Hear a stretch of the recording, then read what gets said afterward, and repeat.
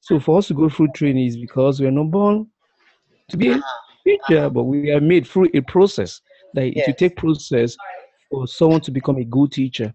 That is going to school, getting more information and all that, take process and time. Yes. So it means that there's more to teaching than just carrying out some activities. One has to sort of be trained, be taught, be instructed, be advised as to what are the steps that make teaching good teaching. It's not, these are not innate, though you may have some innate qualities that predispose you to be a good teacher, such as what do you think? What may be some of these innate qualities that? Yeah. I think. Oh, sorry. Somebody wanted to say sorry. Yeah, No, go ahead. go ahead. Oh, I think, especially for now, we need a lot of patience. Yes. Yeah, that's true. Understanding, you need to, oh my God. And we can look at things like knowledgeable of your, in terms of content, Yes. dynamic, tasker, dealing with students, using different strategies and these kind of things to inform. But you must have patience in today's world, or you will not make it. Yeah. And to comment on what Samuel said, I have seen some teachers who have gone to training college, yes, and they would have gotten the different methodologies and stuff to teach. And I, as a parent, not as a teacher, would not like these teachers to teach my students or my children personally, and they are trained.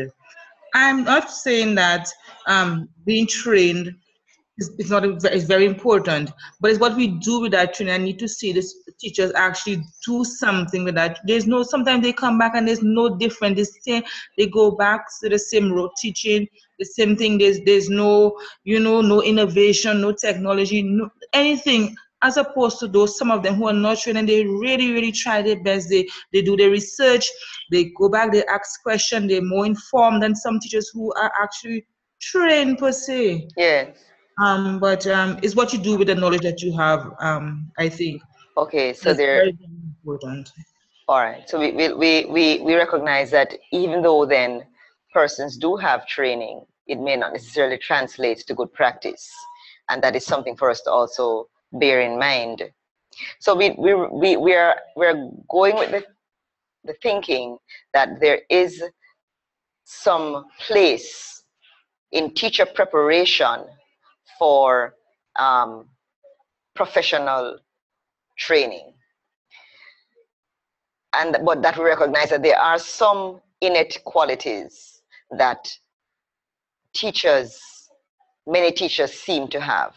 And one of them that you have spoken about or need is the business of patience. And certainly this notion of empathy, this ability to feel somebody else's experience, to understand what somebody else is going through. And that business of empathy becomes important if we are going to be helping students to be better at what they are doing. And they also speak of the knowledge of and ability to apply the variety of ways, patterns, or strategies on the current scene. And that is the crucial, they describe it as the crucial distinguishing difference between the professional teacher and the layman, which suggests that firstly, there's a set of strategies. There are these ways that there are patterns, strategies that should be available to the teacher for selection, because it speaks about knowledge of and ability to apply, which suggests not just knowing how to do, but also how to select from the breadth of patterns and ways that are there. And they make the point that this is what makes the difference between the layman and the professional teacher. So the teacher is to be able to take the information and make that information accessible to the learner in some way, such that the learner is able to receive it. And the teacher, in order to do that, the teacher is to make a decision as to which of the many ways that are available is the best way for this context. And the context involves the information to be taught, it involves the environment in which it is being taught, it involves the students that are involved. It might also involve the time when the lesson is being taught. All right, so this is a full context. The teacher has to make some decisions, because what may be selected at a particular moment in time for this context may not be the best way for another context. For example, if you're teaching immediately after lunch, then the strategies that you use for a class may not be the same strategies that you would want to use, may not be, depending on your context, may not be the same that you might want to select at the beginning of the school day. All right? So these are what I'm talking about. The teacher has to select, and the teacher's selection is based on his or her knowledge base of what is out there available. And the third point that they make is that within the profession, there is a need for this possession of this repertoire. And they notice the word repertoire or strategies. And they link that possession with measure of competency. And it is this synergy, this relationship between having this repertoire of strategies and this level of competency that makes this distinction between the teacher and the other less able colleagues. All right, so here it is that we're talking about teaching and instruction, and I just wanted to share with you that information from Gilstrap and Mart. You know, the next slide speaks to what you have just covered with Dr. Latibadir. So I'm just going to ask for you to just think about this quickly now, and I'm going to ask each of you to take one. And Lee Shulman speaks about these 7 components of teacher knowledge. And they are critical for teachers if they're going to be moving forward and helping students to learn. And he describes each of these: content knowledge, pedagogical knowledge, characteristics of the learner, the educational context, curriculum knowledge, educational ends, purposes, and values, and pedagogical content knowledge. And he says that each of these, each one is important for the teacher. And this perhaps could be related to this repertoire, not just the skills, but this whole repertoire that a teacher has to draw on. And of course, he describes it as the knowledge base of teaching.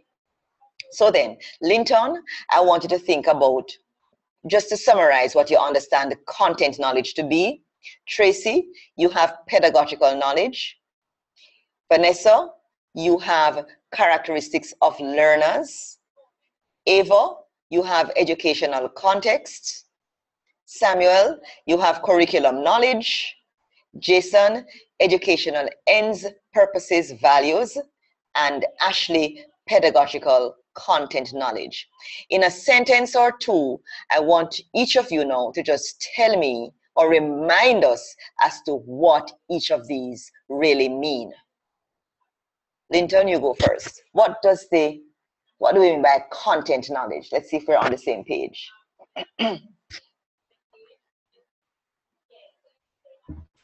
Content knowledge, for example, in science. Yes. Let's say if you choose a topic, a science topic, for example, let's say ecology. Yes.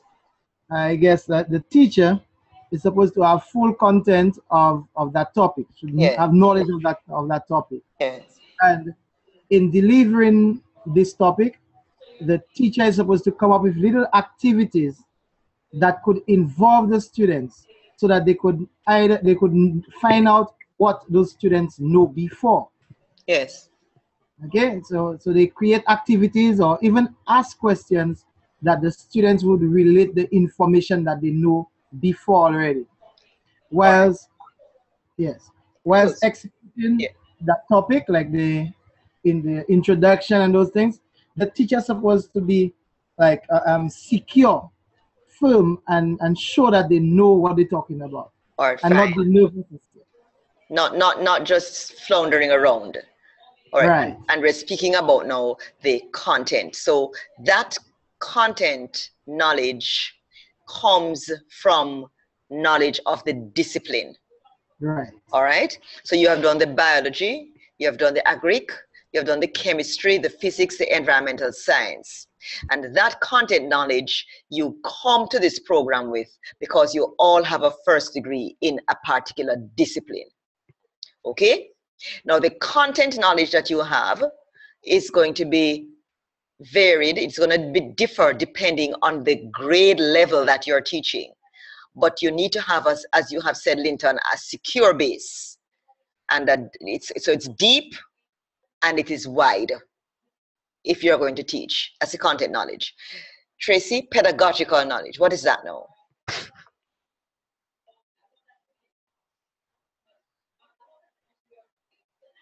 Tracy, are you still there? Yeah, I forgot to unmute. All right, unmute. Finished now, you missed it. Go again. I got it totally right, though. Oh, go ahead, go ahead.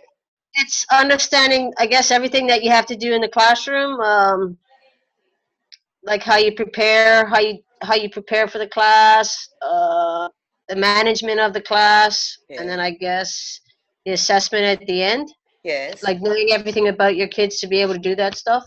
That's a big part of it, as well as the actual strategies that you're going to use to teach and how you're going to manage it. Fine. So that's fine. That's pedagogical knowledge. All right. And to a great extent, this course and the one that Dr. Latibadir taught you will help to hone that knowledge. It is perhaps that which is most limited for persons who are not trained.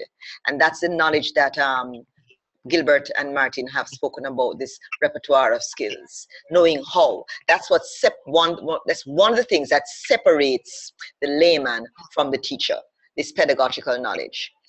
So Vanessa, you're next. Characteristics of learners.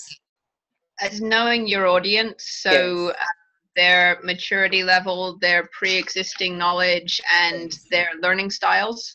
Yes, very good. Knowledge of your learners, knowing what, and especially what do they come to you with? What's their pre-existing knowledge? Excellent. Vanessa, no, that's Ava, educational context. Oh, if I remember, context. Context.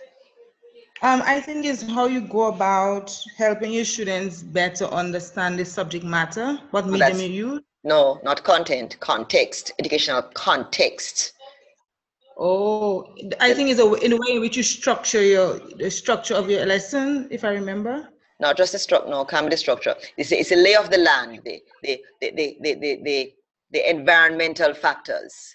It is the settings, some of the classroom setting and this kind of stuff. Correct. Oh, sorry. That's the context, and that you're dealing with, and perhaps it may be narrow to the school, it may be broader to the lay of the land in terms of what it is that we are expecting of our students for this generation. For example, one expectation I think of students from this generation is that they should be coming out of schools with some technological competencies to function in a real world where the technological age has certainly dictated to us how we should function, right?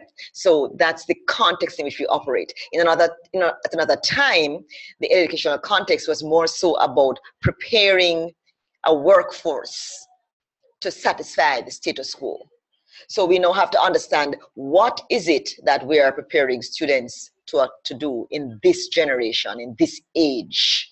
And you get some of that from your educational policy documents. You might get some of that from the syllabus. We will talk about that in a little while. But the context is important, because if we don't know the reason why we're teaching or what we're trying to help them to do, then we will perhaps not create the sort of student that we really want to be created in the final analysis.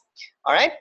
Yes, can I ask a question? Go ahead, Does Ava. society also play a part in your educational context? Yes, it and does. And the job market? Yes, it does. It does. Okay. As we will see in the next slide. All right? Okay, thank you. Samuel, you have curriculum knowledge. What's that? Yeah, to me, the curriculum knowledge have to do with the knowledge of the content that will be taught. It has to be in a unit plan, content, the scheme, what will be taught in a year. So that is all the courses that will be taught in a school or in a subject. Yes. So the teacher have to have the knowledge of the unit plan. Yes. What will be covered in a week, what will be covered in a topic, Yes. what will be covered at the end of the year, the school year, and all that. That's have to do with the curriculum. Most time is already pre-planned. Yes. Before the beginning of an academic session. So Right. every teacher needs to be aware of what should be taught weekly, monthly, and ending of the year. Okay, so you've spoken about the curriculum as it relates to the planned curriculum, and that's fine. That's the formal planned curriculum. But there's curriculum is broader than that, as I'm sure you'd have learned. It's broader than just the planned teaching activities that's in place. There is also the knowledge of how it fits into a sort of broader philosophical component, understanding. It also speaks about the unplanned experiences that might happen in the classroom. But certainly the teacher has to have that knowledge that speaks to what is to be taught, how it is that one normally teaches this, what's the expectations from this, how does it sort of fit into the philosophical framework of the school, the system, that sort of thing. So that knowledge is very important for school administrators, for heads of departments, but certainly as well for teachers. Okay? Now, who are we left now? Jason, you have educational ends, purposes, and values. What's that about? Well, my understanding of that is like the aim of the syllabus, or the specific objectives for they could be general objectives for the unit or for the course, but then also specific objectives for the lesson. Yes.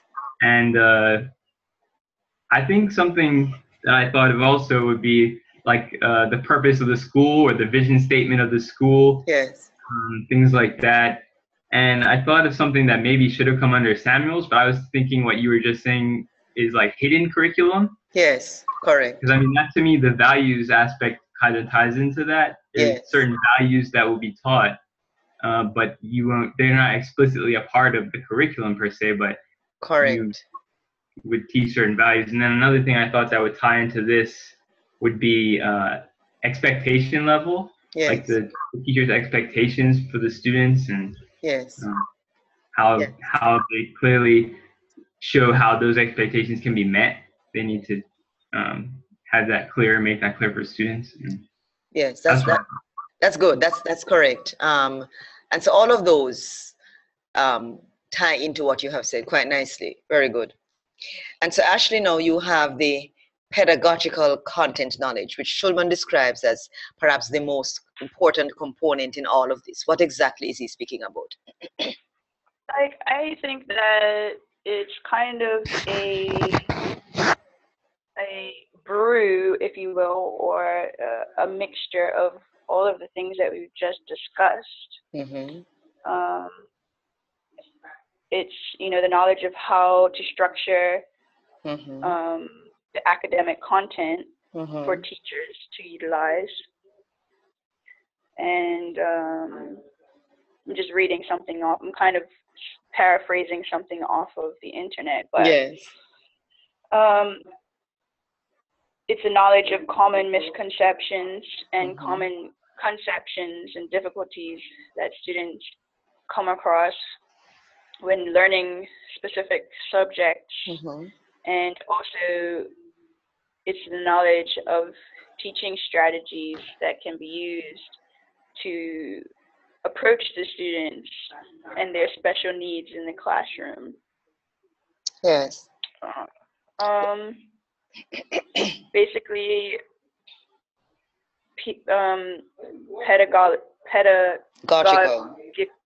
pedagogical content knowledge is more concerned with the representation and the sum or formulation of the concepts, the techniques. Like I said, it seems like it's a mesh of all of the things that we just discussed. Yes. And that perhaps is a good way to describe it.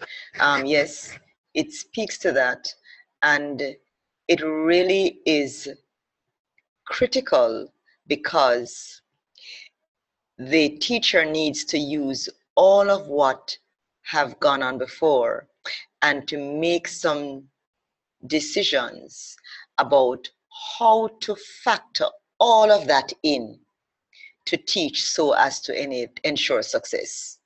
And that is the pedagogical content knowledge. It doesn't come overnight.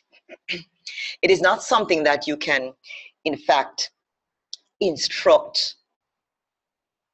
In other words, out of this course, we could, to a great extent, talk about all the other 6.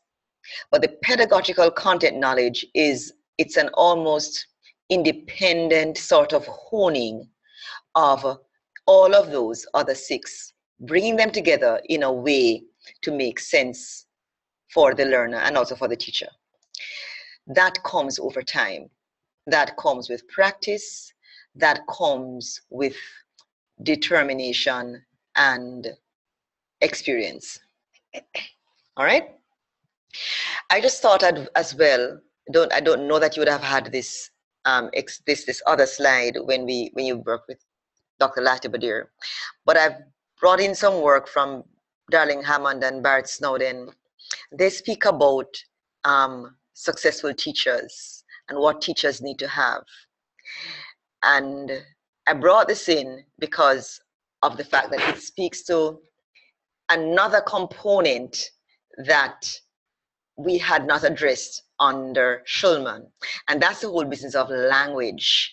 They look at these 3 areas: knowledge, the learners, and their development in social contexts.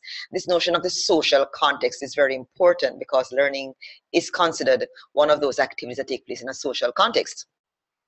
So we're learning in a context where we're talking to each other and we're learning from each other. So it's interactive, okay?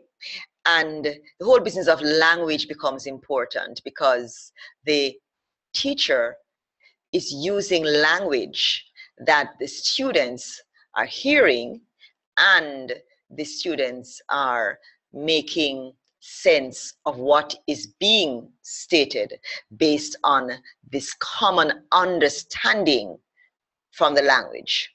Now, where there is the language barrier, then there comes a problem. So I wanted to highlight this as another important component for us to consciously think about what we're saying, how we're saying it, because language is important. The business of knowledge of the subject matter and curriculum goals was already evident in Schulman's work, and knowledge of teaching is tied up with this business of pedagogical content knowledge, but they add another component, the component of assessment, which was not explicit in Schulman's statements, but certainly came up very strongly in what we had said earlier when we identified our successes. So the whole purpose of looking at some of this up to this point, we're going to we're going to break shortly when I come to the end of this section, is to have a sense of what is this business about teaching, what is really involved, what are we looking towards obtaining and getting. This slide speaks to the sources of this kind of knowledge. And the point is that coming to this course, you all have this. You have done this business of the content disciplines, and you have spent some time getting your degrees. One of the things that we want to look at out of this course then is to add to your knowledge base in terms of content disciplines. This business of how do you use educational materials, your textbooks, other resources, such as the internet. Actually, you were just on the internet just now, and when I asked you to look at pedagogical content knowledge, you're able to do that in a jiffy. The students are able to do that too, and so you have brought an experience into this class that we're having now that is certainly one that your students might also choose to bring into your classroom. How do you help to include that, incorporate that into teaching? This business of research and what research has to say about schooling, how do we use all of that information to help to develop our knowledge base? And out of that, some of us have some practice. Now, all of us have not been teaching, but some of you have been teaching, and you have some wisdom that comes from being in the classroom that you want to draw on to make some decisions as we help each other. So this is the source. That is sources that from which we can draw to help to develop our knowledge base. All right?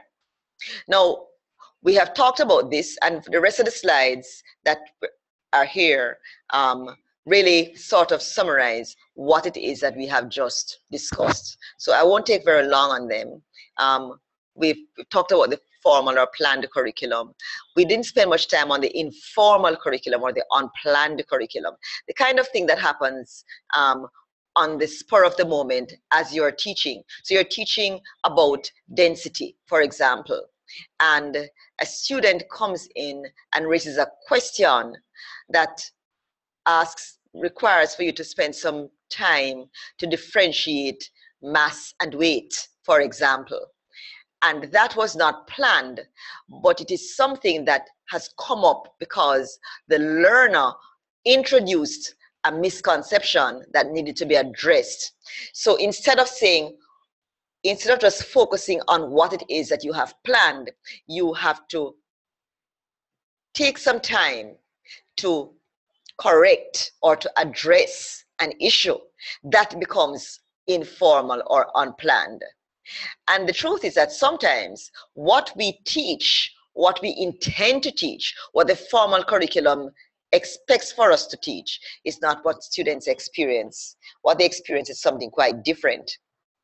And so you all spoke about the disappointments that you experienced when some of you were learning when you were in the context as learners, and sometimes that's what we experience. Sometimes what we experience is not the understanding of Avogadro's law or the whole business of upthrust, but what we experience is the praise or perhaps the insults that the teacher might mete out to us because of something that we have said at that time when the teacher was on full speed ahead talking about Avogadro's law and about upthrust. So that might be the experienced curriculum.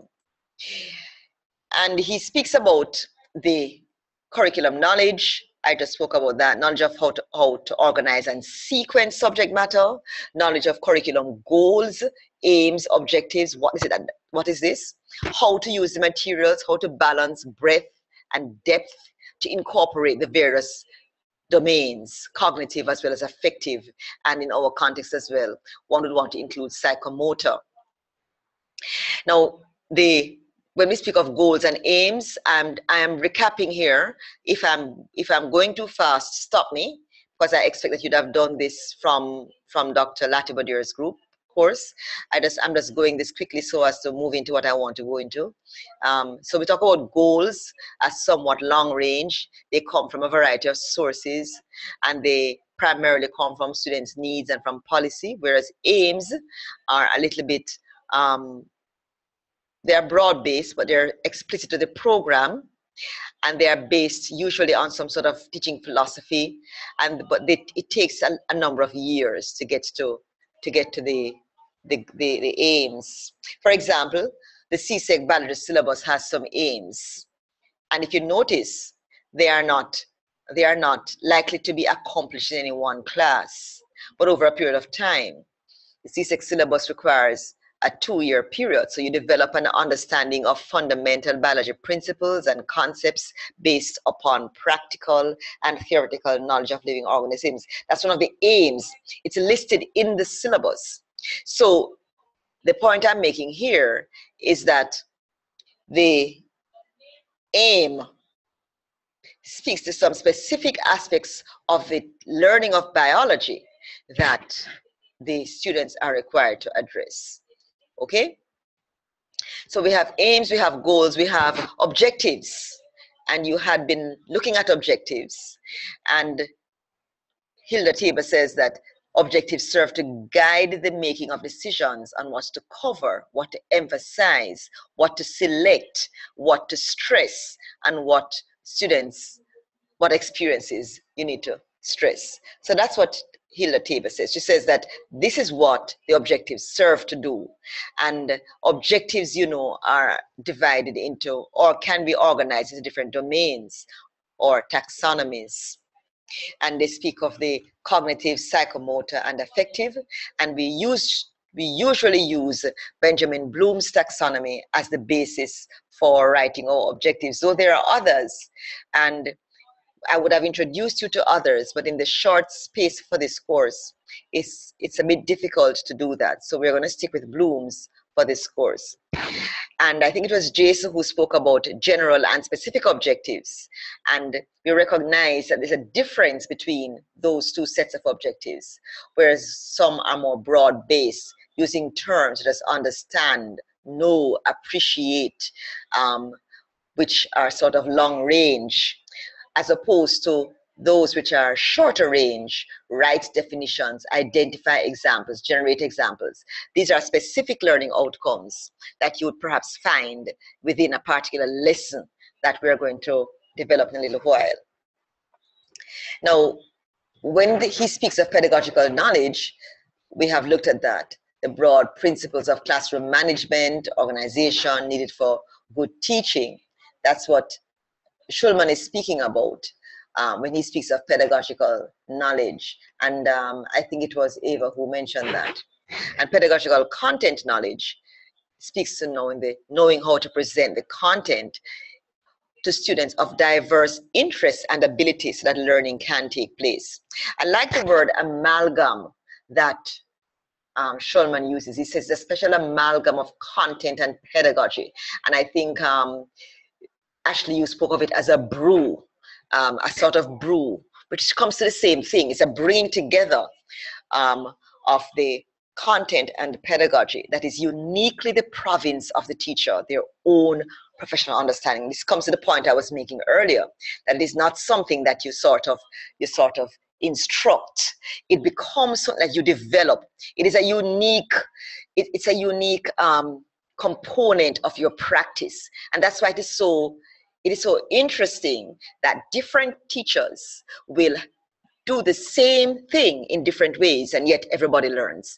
In other words, there's no one way to do this. And I want to get this very, very clear, that this notion of developing your pedagogical content knowledge, that ability to instruct and to impart and to hone and to teach, there is something unique about it from teacher to teacher.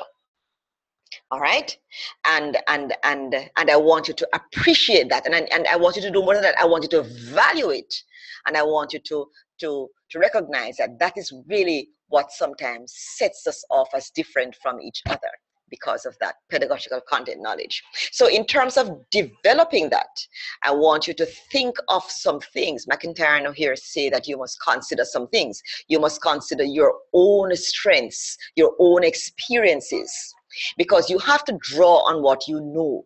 So you consider your strengths, your experiences. You consider the students' needs and their experiences, their maturity levels. What you'd want to teach in a class of grade 12 students, your sixth form students, would not be the same kind of thing that you'd want to teach in your grade 7s, your initial students, your beginning learners. So you want to think about that. You want to think about the content and the objectives and the setting and the context. We just looked at all of that. All of those come to bear on how you're going to make some decisions about instructional strategies and learning.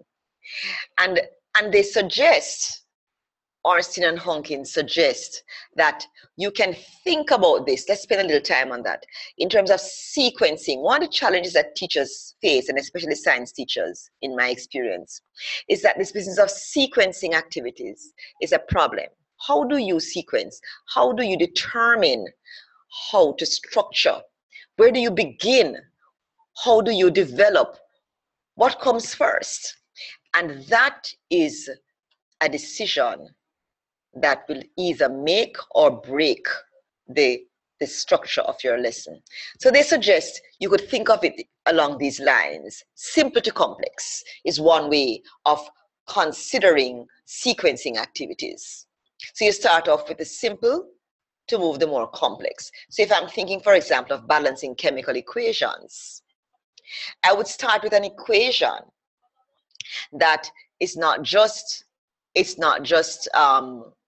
about if you talk about an equation and you're talking about balancing a chemical equation, I wouldn't start with an equation like this.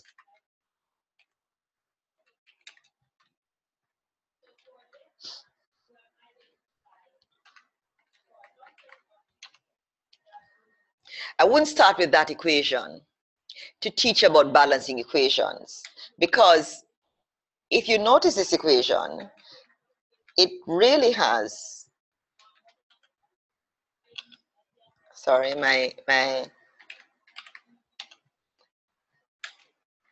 what am I getting now? Water? Yes. All right, fine. So this equation, you notice that it is a bit complex. It's not the kind of thing that you should just hit the students with. You're teaching them about balancing equations, all right? They have so many things to consider, so many different elements. Worse if it were an equation that had brackets in there somewhere. It would be even so much more difficult. But you might start with an equation like this.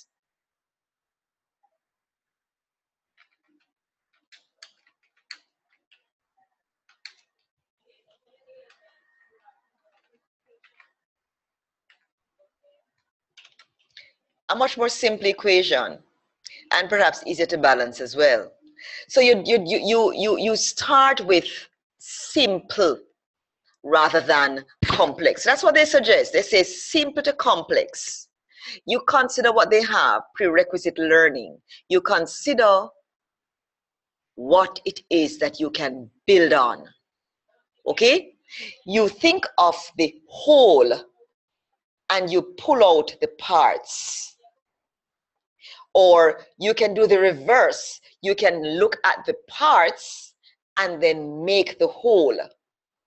Right? So you could say, okay, today we're looking at the digestion. The process of digestion. Digestion is that process that involves taking food into our bodies. The food becomes broken up into absorbable components that can be absorbed in our bloodstream to do X, Y, and Z. That's digestion. Now let us look at what are the components of digestion. What takes place? What is it that leads to this from the beginning to end? So you're looking at the whole first, and then you say, okay, now digestion involves this, this, and this. So you talk about whole to part instead of just starting at the beginning. Okay, let's talk about eating food. Why do we eat? And we're heading for digestion, but the students don't know where they're going. So they, at the end of that, what tends to happen is that you learn things in little pieces and you're not seeing the connection. Am I making sense? Any questions? Comments? Hello out there in cyberspace. Yes, I'm listening. We're listening. All right. All right, fine. Are you saying that the chronological learning would be the one where you start with the parts and then end up as the whole? Chronological has to do with sequencing and time. So some things happen before. In our context, yes, it could be what happens first, 1, 2, 3, 4, 5, 6. In terms of history, though, if you're teaching history, you can understand how you use the dates that things happened to tell a story about, you know, an event or an outcome. But in our context, yes, in terms of science, you're talking about a process. If you're talking about processes in science, right? So you start with first down to the end. You got it? All right. So this. Can I ask a question? Yes, go ahead. Go ahead. Are you suggesting or stating that we should start with whole to part, or is just a way of going about it? A way. I'm saying that you must have a way, and I'm suggesting that all of these may be important in different contexts depending on what you're teaching. So the important thing here is that we don't get fixed into any one way. All right. So we should recognize that there are different ways that we must. There's some things that you have to think of simple to complex, as I was saying, writing equations. There are some you have to think of prerequisite. Even if writing equations, you can't write equations unless you have knowledge of chemical symbols and formulae. All right, so you couldn't just start into equations without knowledge of chemical symbols. So it's prerequisite learning. You understand? So I'm saying that in terms of this pedagogical knowledge, this one of the reasons why students don't learn is because of how content is sequenced. And so when we're thinking about instruction, we want to think about how are we sequencing it. All right? That's the point being made there. All right, so we have gone over that. So let's look at this. And they also speak about it requires knowledge of the content to be taught. We spent a lot of time talking about content. Linton spoke about the content knowledge. The process of learning the content. How does learning take place? And you're looking at some of that when you're looking from Dr. Lee Platt's course, looking at the psychology of teaching and learning. How do students learn? There is a slide I'll show perhaps in a little while, that learning requires some sort of connection between what students are doing now and what they already have in their cognitive structures. And if that fit doesn't take place, then what we have is information going in and there's no connection. I'm going to show you a slide in a little while on that. All right, so you talk about how does learning take place? How is it that students think?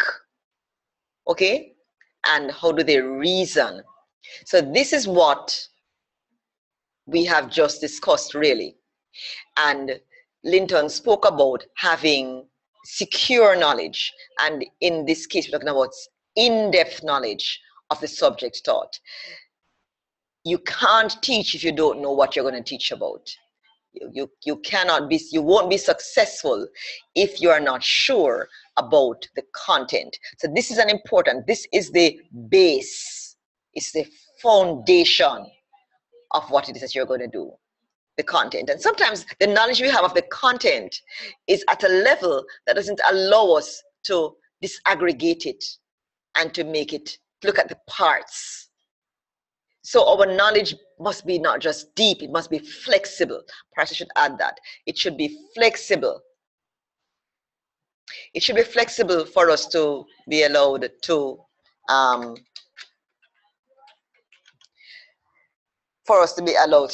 do what you need to do. It shouldn't just be in depth, but you must be flexible so you know what is required at a particular time.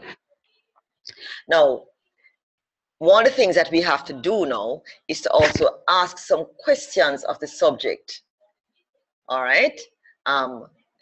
If we're going to be successful teachers, we've got to come to a sense of these questions.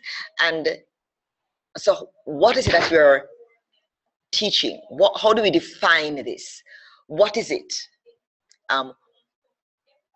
Why are we doing this? Why do we want students to do this? We'll look at that shortly when we talk about a particular case I'm going to look at. And the third bullet for me is very important. What does understanding look like?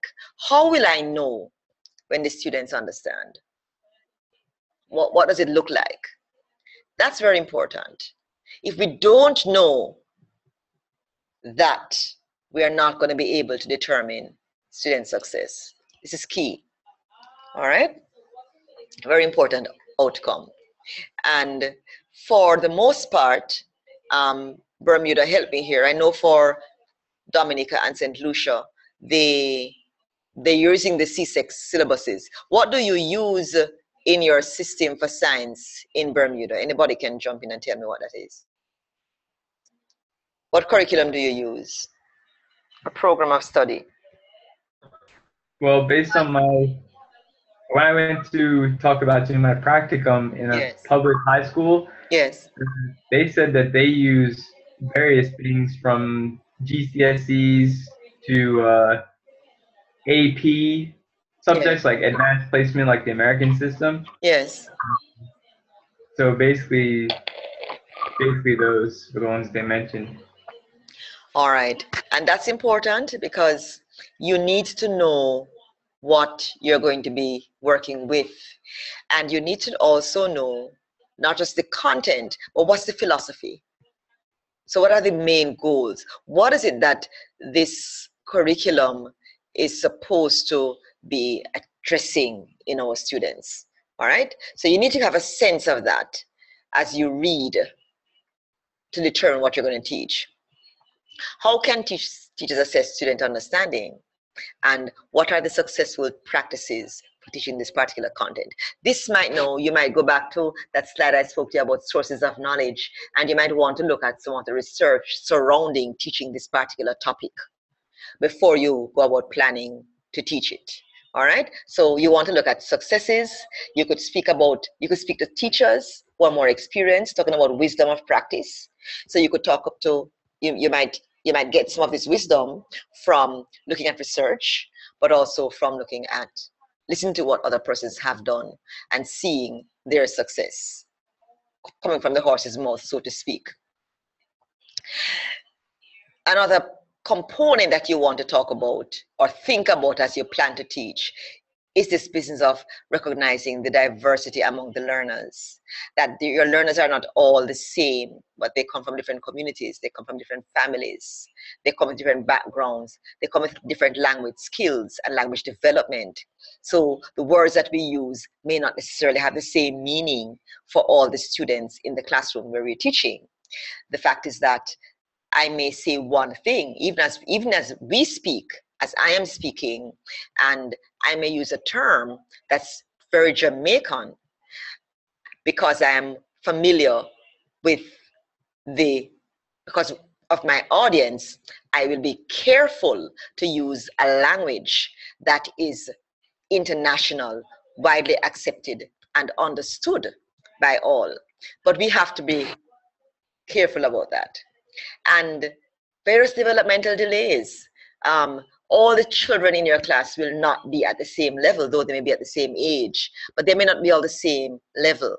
Some have different impediments that might restrict or impede their learning ability. So you've got to know your learners. So before you go into your schools for your practicum, you would have to spend some time understanding the learner in that context. Excuse me, sorry. Yes, go ahead, Eva. Can we, the last slide you had, the one before? Yes.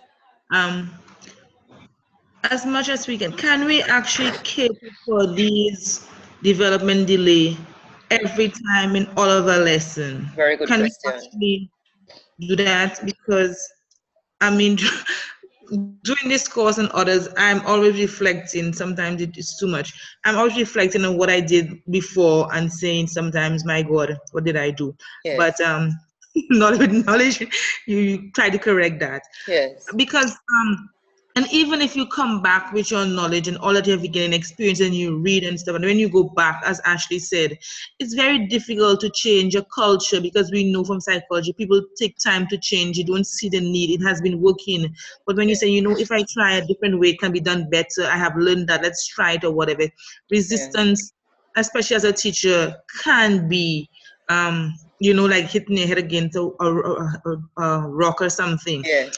Because I have recognized in my students in classroom that they can learn. I do believe that every child can learn, but I keep having the same conversation all the time that I am not reaching those. I think I'm not equipped to teach some of these students in my class, and I felt it because as a teacher, sorry for the long preamble, I always look at my students as if that was my child, what would I want the teacher to do? So as a parent, as a teacher, I take it from that angle, you know, and I'm saying, but it's an injustice to have a child who cannot read and write properly and don't have, we're not equipped in the classroom in a 40-minute session to cater for that child, to just sit there and just, I don't know. So even though you recommend a child go to a lower level or have some kind of input of a special ed teacher, she herself is overwhelmed with so many. Yes, yes. So I feel that sometimes we do such an injustice and it frustrates the children. I can see that it's frustrated in the classroom because yes, we might try things. So sometimes I really have to maybe call a child aside and have a special test and have an oral examination for them and then write down what they have written, just to validate that yes, the child is learning, but it's just not at where the child should be. Yes. So does any lesson cater for that per se? That's correct, Eva. That's correct. Your point is well taken, and your passion is well understood. The truth is that for the most part, we do not have this sort of classroom situations to allow us to treat with the individual needs of students. So we have students lumped together who sort of come to an average, but within the class, you have these extremes, because you do have the slower learners, but you also have the ones who are also many times advanced and need to go on. And what we tend to do is we teach to the middle and we frustrate the ends. And the truth is that the way to address this really requires significant resources, because what you really need is a situation where you can pull those children out and give them individual attention. And that is not always possible in the Caribbean context. Now, so my answer to your question is no. You really are not going to be able in our context to address the various developmental delays of all the students in your classroom. And you should not feel necessarily that you're doing a poor job of it, because there are some basic standards that we need if we're going to accomplish this. But that should not eliminate or reduce your understanding, awareness, and even your desire to address it. So that even periodically, you see what I'm saying? Even periodically, you would want to address these challenges. And so you might, over a period of a month, you might plan specifically for some of these special needs at some points. But if you're to do this in a context where you have relatively large classes, you will find that you will not complete the syllabus outcomes, and some students will also be left behind, right? So I understand your passion. The truth is that for this to be meaningful, you do need resources to pull these students out in a more deliberate and sustained way, to bring them to a point where they can join mainstream. All right? And that is something that you perhaps will have to do when you become Minister of Education, Ava. All right? Thank you, yes. All right. Now, one of the things that came out when we were talking earlier was this notion of assessment and how do students' success being linked to assessment outcomes. And one of the things that will lead to that is knowledge of how to set tests. That's not the only requirement though, but knowledge of how formative assessment is required. We'll talk a bit about that. Use of feedback that is concrete and productive to help in self-assessment and improve learning, and how to communicate assessment information. So this understanding of assessment is very important. Remember what I said earlier is that you need to know what success looks like. If you don't know what success looks like, you will not know when students have achieved it. So for us to know what success looks like, that's tied up intimately with ensuring that assessment works. So we need to understand assessment if we're going to understand what success looks like. And assessment speaks to not just the formative assessment, not just the summative assessment that speaks to the end of term or end of unit test, but it speaks to formative assessment. That's assessment that's ongoing during instruction to allow for feedback to the learner as well as the teacher. And we're going to talk a bit about what this looks like. We're just going through the elements. Did you though look at formative assessment with Dr. Latibadir? Yes, we did. Excellent. So you know what I'm talking about here. All right. Now we're going to pause now and we're going to take a little break. I'm going to give you a 15 minutes break. And during that break, you can have something to eat, do what you need to do. And I want you to now read that case of Gilbert Johns's Classroom by Watts, Bentley, and Ormsby. It's one of those Word files that I ask you to pull down, which you have done so. Okay? So can you please take 15 minutes? My time says 10:38. Is that okay? That's enough? Okay, that's fine. That's fine. All right, so we take 15 minutes and you're going to do a little reading, and then when we come back, we're going to talk about this case. So there are some questions there, and you're going to read and think about the questions. We'll talk about it in a little while. All right? Okay.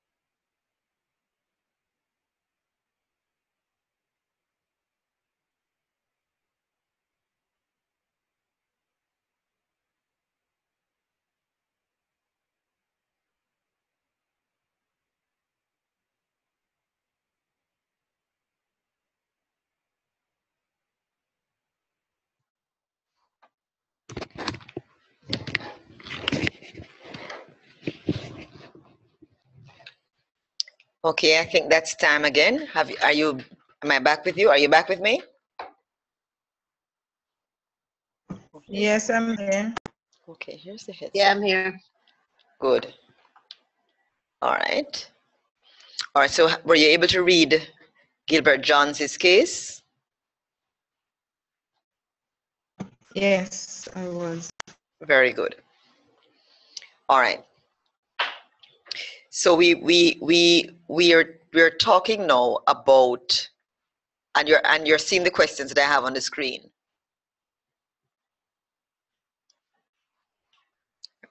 Are you seeing those questions? Yes, we're seeing the questions. Yeah. Very good. All right. Now, here's a case where we have a teacher. He's in the classroom. He's teaching a group of fifth-year students physics. And he is having some challenges, I think, with his class. All right, so let's have a little discussion. What do you think are his views of science teaching, science and his views of teaching, based on what you have read? Let's go the reverse this time. Now we were going Linton down to Ashley. Let's go Ashley. Let's start with you, Ashley. What do you think are Gilbert Johns' views of science?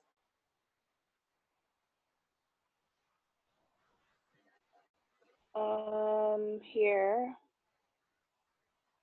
Gilbert is a student, right? No, Gilbert Johns is a teacher. Oh, he's a teacher. I'm actually still just on like the last two paragraphs getting. All right, or let's give you a few more seconds then. Let's wait another minute or so. We'll just wait a bit. Okay.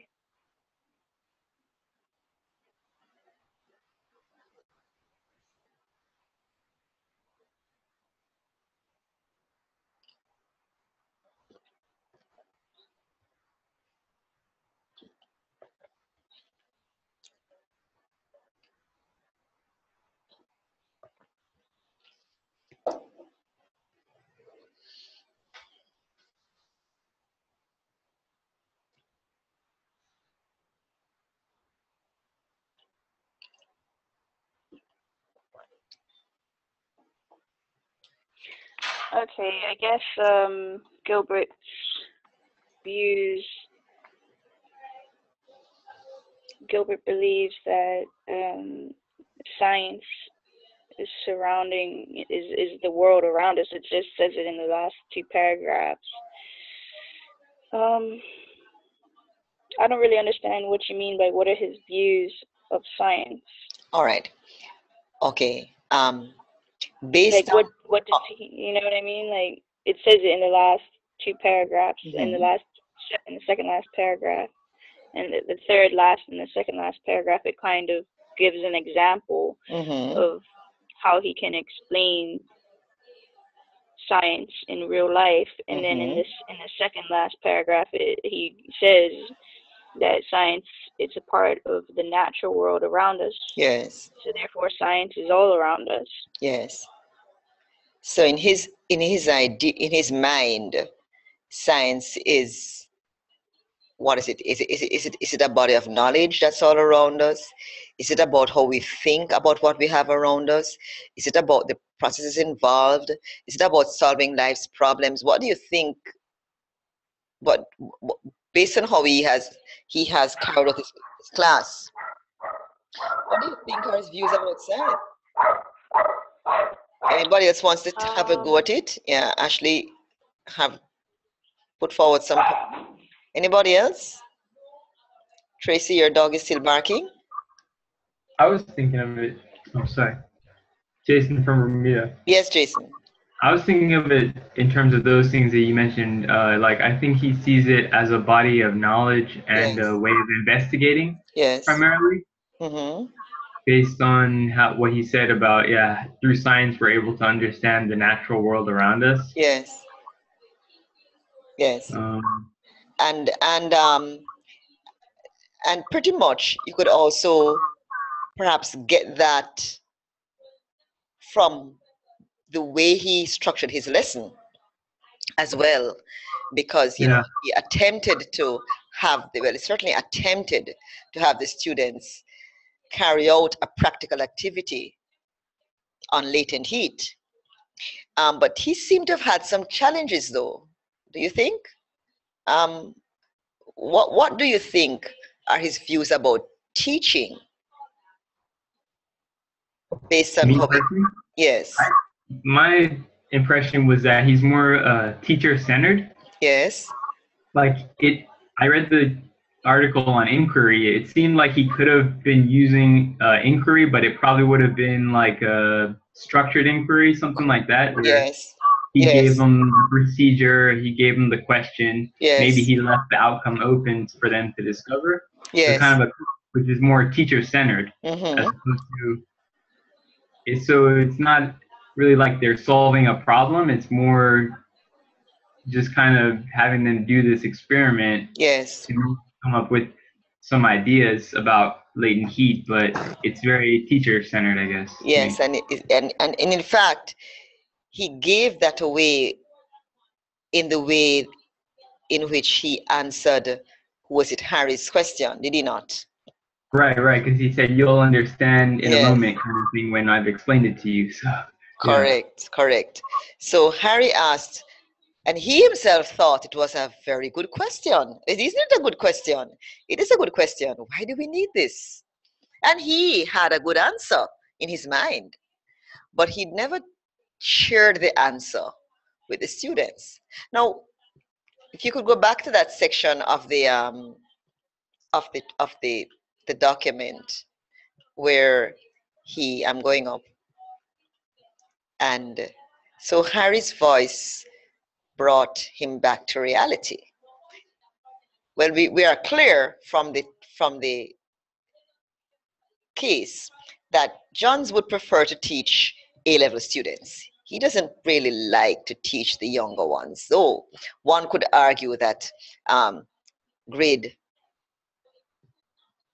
5th form students are pretty advanced, but he doesn't like them really. And why do you think he doesn't like them?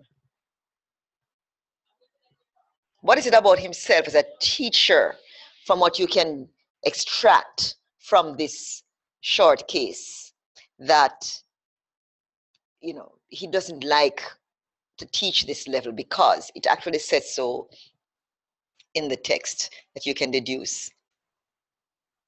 Yes, Sam and Dominica. Yes, go Sam. Yeah, but what came to my mind from what I'm reading is like he's in his mind, the student have not really got the concepts of what latent heat is. Correct. So to me, when Jason said it was teacher-centered, did I really see it so? Because I thought he gave the student an investigation to do before trying to explain at the end of the experiment. So I thought he gave the student opportunity to carry out the experiment. Then later he can explain the concept of what they should have known before carrying out the experiment. So did I see teacher-centered in that? Oh, that's not. Here's a question.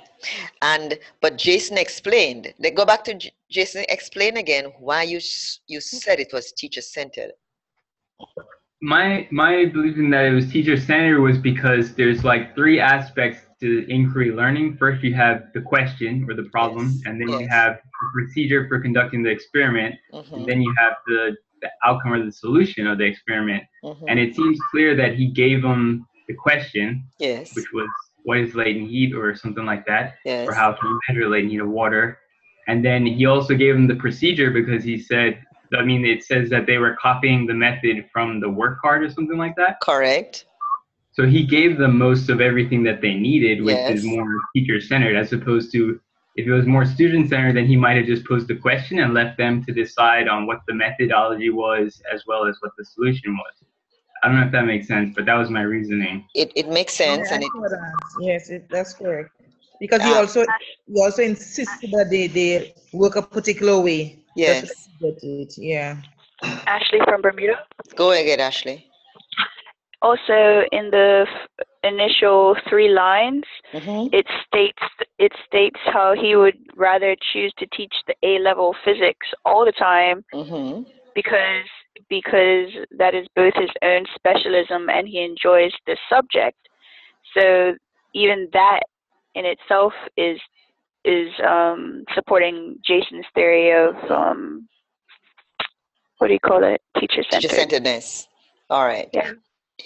But the point, because he enjoys the subject, he's engrossed in his own understanding of All right, and so I see the point that you're making, and a valid point.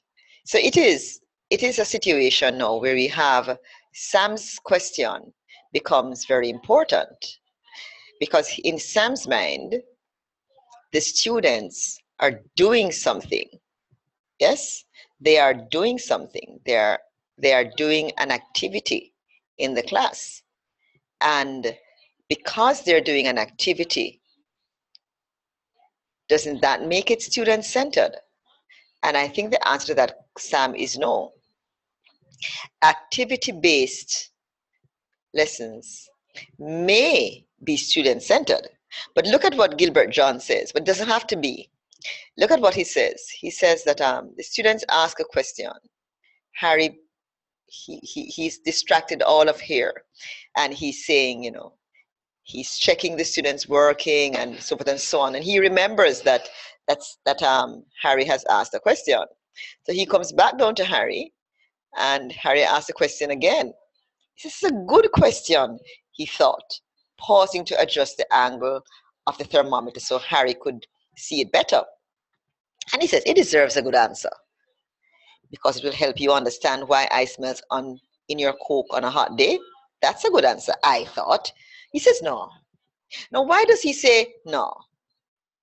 Why do you think, what do you think at this point Gilbert Johns is thinking about the learner? Anybody jump in?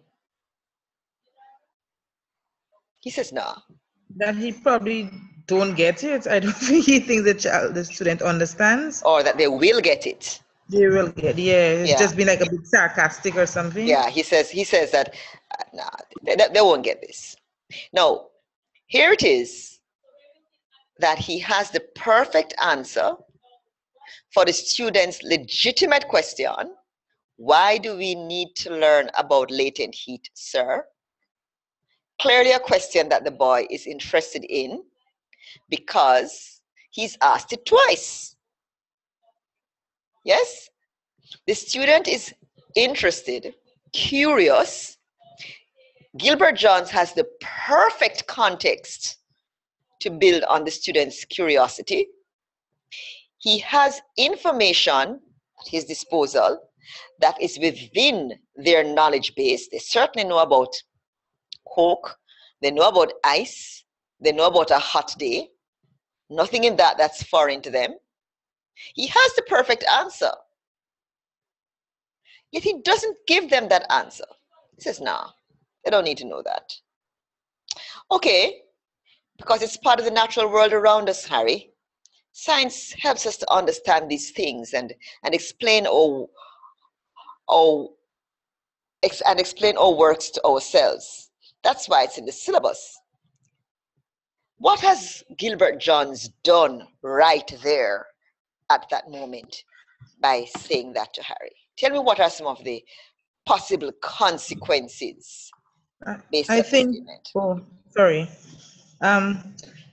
during one of the courses we've learned that, I think it's Dr. Peterkin, that these are some of the teachers who actually allow us to lose some of our great scientists, because all the enthusiasm and the motivation that Harry wanted to find out, you know, he'll just get bored after a while, because he see that what he actually wants to know is not being answered.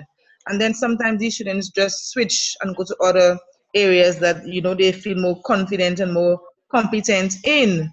And that's a way in order to develop our future scientists. And I think in that way he has dashed his spirits. Exactly. That's certainly one outcome.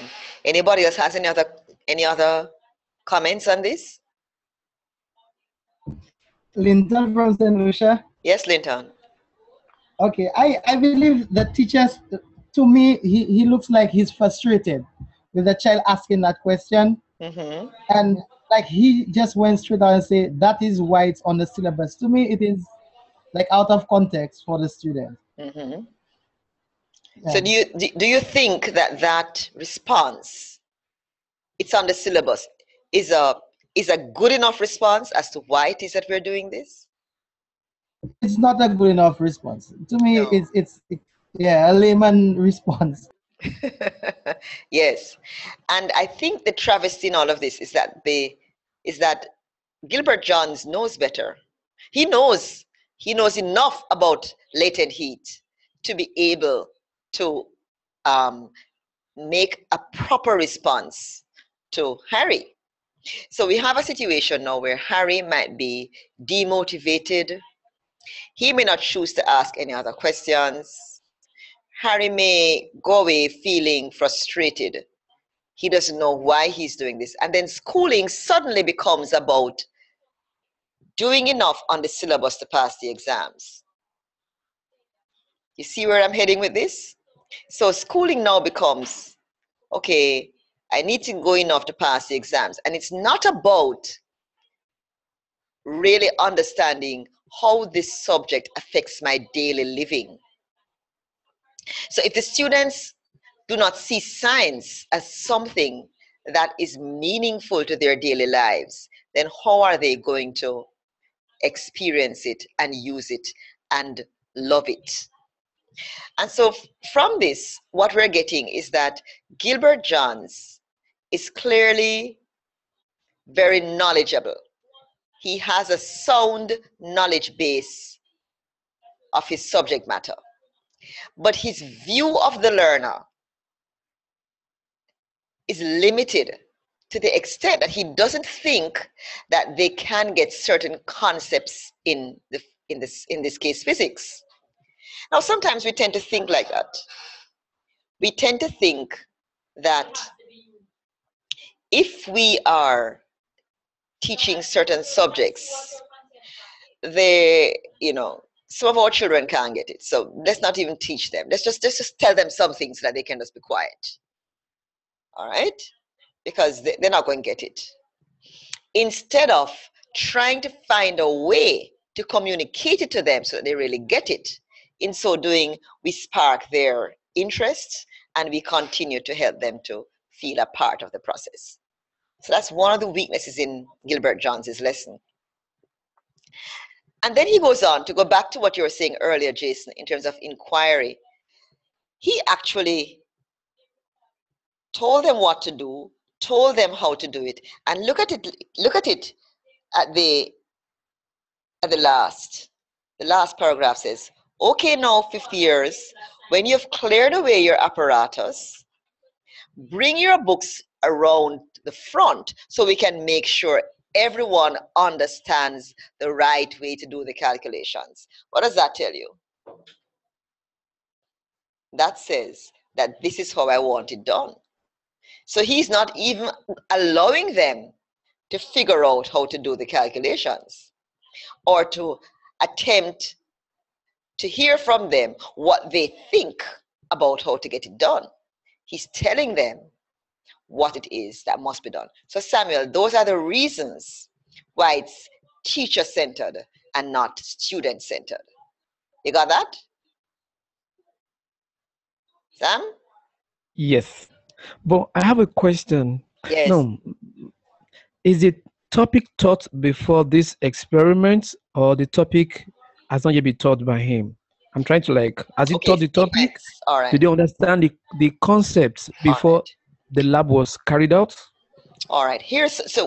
Now we're talking about sequence. Yes? We're talking about how the information has been sequenced. Now, here's my question to you. Does one necessarily have to come before the other? In your mind, is it necessary to teach students latent heat is? This is how you define it. This is how you calculate it before doing the experiment. Or can you do an experiment on latent heat and then facilitate through that experiment an understanding of latent heat? What do you think, Samuel? Okay, like based on my knowledge about the syllabus, students should not do a lab unless the theoretical knowledge has been taught in the class. Who but said I know. Where did you hear that? Where is that written in the syllabus? Okay, my understanding. Okay, I'll try. But my understanding is before we do an SBA, the student must have the theoretical knowledge of what the topic will be about. But I know sometimes you can just start with the practical. Yes. So from there we can now go to the concepts. Yes. But my understanding of the C6 syllabus is we cannot give a lab unless the student have the theoretical knowledge of the topic. We're talking but I about, know that yes. We're talking but about I know two. in science. Go ahead, finish. But I know in science that you can start from the practical base, and from there you now explain the concept of. So they really appreciate it because of what they did not get in the practical. You cannot link it to the real life, to the concept. That's very good. But I'm sorry, my knowledge of the C6 syllabus is so they must have the theoretical knowledge before you can give them a lab on it. All right, now there are two. You're talking about two different things, and I'm going to tell you what they are. You're talking about the SBA, and you're talking about practical work. Two different things. Now, all of the practical activities that you do in science are not SBA activities. I want you to get this, that during the course of your teaching, you will do practical work, and you have, I don't know how many practical activities you may do, but you could do a variety. All right? Now, all of those practical activities are not counted towards the school-based assessment. Those are specific labs that you take out that the students are doing under more or less exam conditions that will be used, will contribute towards their final grade. It is those labs that must be preceded by a proper theoretical base. But you could do other labs that help to generate or develop that theoretical base that are not SBA labs. So it's two different things. Does that help you, Samuel? Yes, but okay, but I think maybe the system. Yes. Because in Dominica, in my school, is in the morning we do the theory. There's not much time to do any lab. Yes. Doing 8 to 1. Correct. So student comes back in the afternoon, and all the afternoon, most times they are for SBAs for the labs. So I think that's a challenge in the system. In how the system is configured. I agree with you. And we can talk a bit about that when we meet, about how the structure of the timetable does not allow for the sort of developmental work that we're talking about, meaning you're developing out of the practical work, the theoretical understanding. We're going to come to that. But the point I want to make is that there is no law, there is no rule that says you must do the theory before you do the lab. Essentially, I'm talking about two approaches to teaching. And you could put this down somewhere. One is inductive. I'm just putting it here so it makes sense, so you can see it.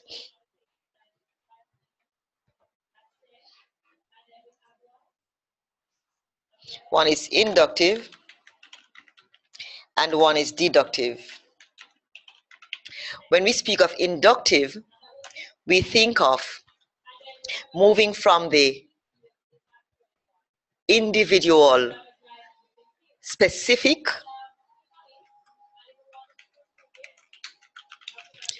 specific, not from, but from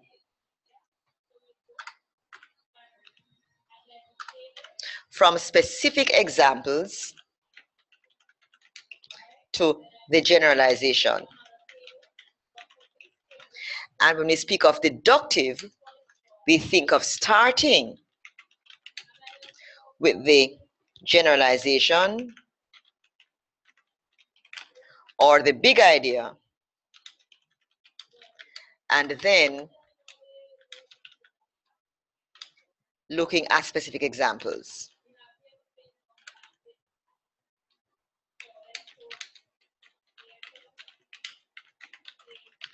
So now, when we think of the inductive approach to instruction or to teaching, what we're saying is you look at examples. So let me give you an situation. For example, you're teaching the concept fruits. What are fruits? What do we mean by fruit? When we speak of fruits in science, what are some of the features that we look for? So rather than saying a fruit is a, and you define it as that outcome of fertilization of the develop from the flower to whatever else it is, instead of that, you start by looking at fruits. So you say, okay, here is an apple. In our case, we could call it an Otaheite apple. I don't know what you have in Bermuda, Dominica, and St. Lucia. So I have an Otaheite apple, or I have an orange, I have a plum, I have a mango, I have watermelon, I have pumpkin, I have all of these things are fruits, and we look at them and we look to see what do these have in common. And out of that understanding, comparing features, looking at the different features, how they compare across the various objects I have called fruits, we come up with a definition or an understanding of what we mean by fruits. The other way around is to say a fruit is or fruits are, and we have a definition. All fruits have, and we have those. And then we say, okay, now here are some examples of fruits. Two legitimate approaches to understand the context, the concept, fruit. You understand? So it doesn't necessarily mean that you must start from one end or the other end. When we're talking about earlier, we said we need to determine how to select. It is this what I'm talking about. You need to make some decisions about what is the best route to take, right? And what we're going to do in this course is to allow you to provide you with an exposure to a variety of such approaches and routes so that you can make some decisions, because there is no one way. And you may find that it becomes more difficult to use an inductive approach in a context where you don't have access to the specific examples. But where you do, then it becomes not a problem. So your decision as to the approach that you will take is going to be limited or constrained by your resources. You got that? Everybody got that? Hello, are there in cyberspace? Yes. Yes. Excellent. Yes, we get it. Very good. All right. So that's very important. So if you come back to the case now, we have learned a bit about what he thinks about teaching. He doesn't have much confidence in these learners. And Gilbert John's main outcome, back at the questions now, for the 5th year physics class, what do you think? What do you think is the main learning outcome that he had in mind? Vanessa?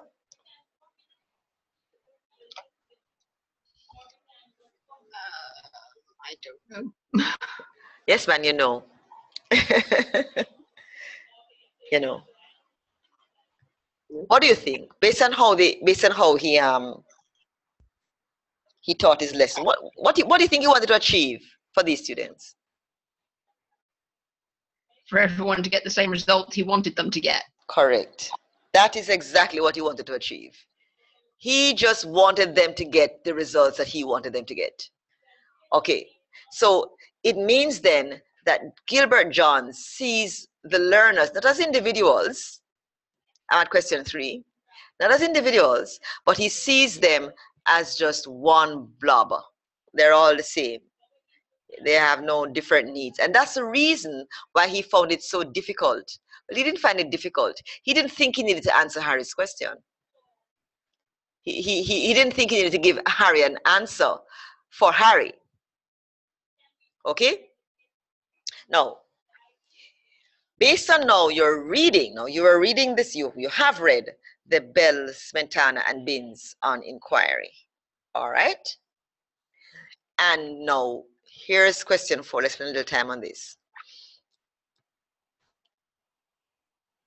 Is there any evidence of inquiry in this lesson? Well, Jason has sort of begun to address it.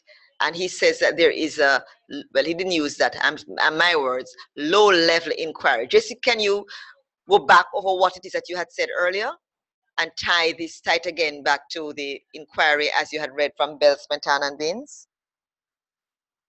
Okay, yeah. The 3 main elements of inquiry are a question to be solved or a problem, and then the procedure to go about doing that, and then the outcome or the solution. Mm-hmm. And so low-level inquiry, like you said, would be considered either confirmation or structured.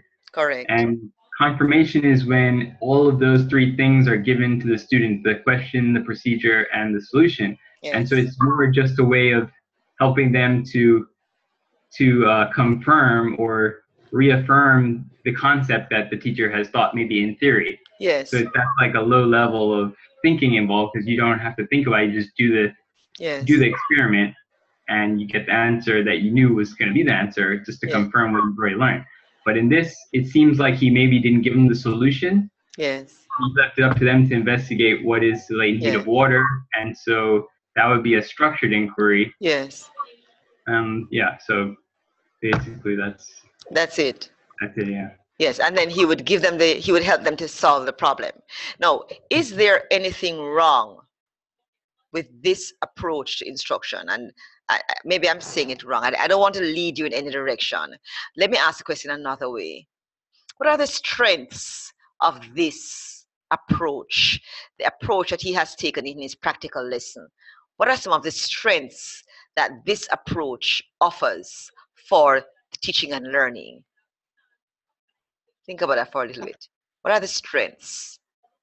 I think the biggest strength is it saves time. Excellent. I don't agree with not answering the child, but it saves time. It saves time. Very good, Tracy. That's certainly one very important strength. And remember when I said you have to make some selections, you really have to remember this. You must have to, you've got to think about that. So time is a factor. And we don't have time necessarily always to spend a lot of time on inquiries. So go ahead now. Next strength.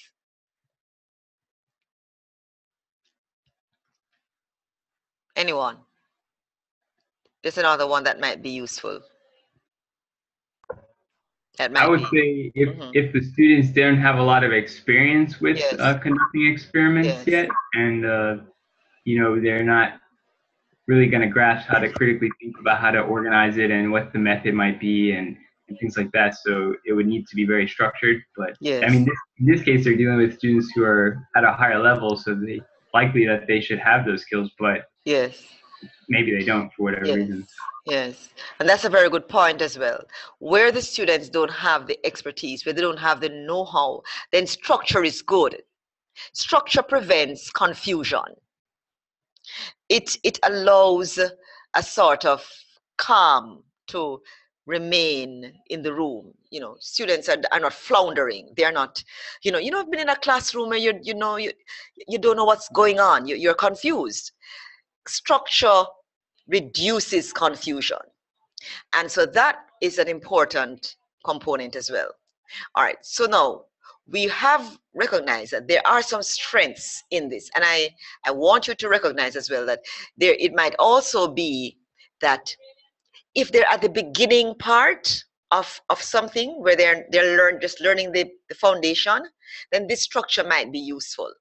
Perhaps in another context or the next activity, you might open up the inquiry a little bit more.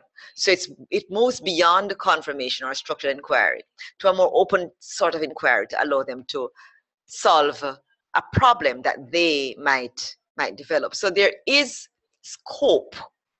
There is a place for structure in the lesson. All right?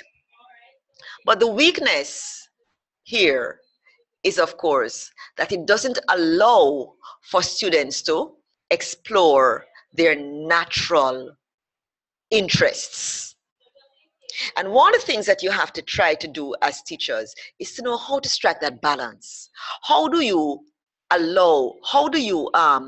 ensure that there is enough of what you're doing to allow for that narrow, structured approach that will allow you to save time and get the things done, but at the same time you give enough room to stimulate the young scientists that are in that room. Because remember now, bear in mind that you're teaching a group of students, all of whom are not going to become scientists and astronauts and Nobel Prize winners. Many of them are going to be normal people living in a society, having their families, functioning, listening, reading, and helping others. That's the norm. Okay? But there are some, maybe 3, maybe 1%. They are going to go on to become your scientists, your engineers. They are the ones who are going to go on. You don't know them from there, you know. But so you can't afford to stifle their interests. You can't afford to. You have to create the room for that sort of inquiry. So you have to create the space for Harry's question to be asked and answered. All right? Because if you don't do that, then what's going to happen is that, as Ava said, they may go off into something else. So there's a balance that needs to be drawn. Now, how do you do this as beginning teachers? Well, teaching is very, you have to, Linton said it earlier, you have to feel secure in what you're doing. So my advice is, if you have a sound, solid knowledge base of the topic, because let's face it, we are all trained, we all have our degrees in something. Some of us have 2 degrees, but there are some things that we're going to teach that we are not very sure about. Always. Okay, we may have to do some additional reading and just to double check. I never did quite get this. I'm not sure I have this. Let me. So there's always something like that. If it is that you are into something of that nature, then I don't think that's a time to sort of play around and be flexible. Where we have the depth, where we think we have the soundness of knowledge to be able to give some room, because guess what?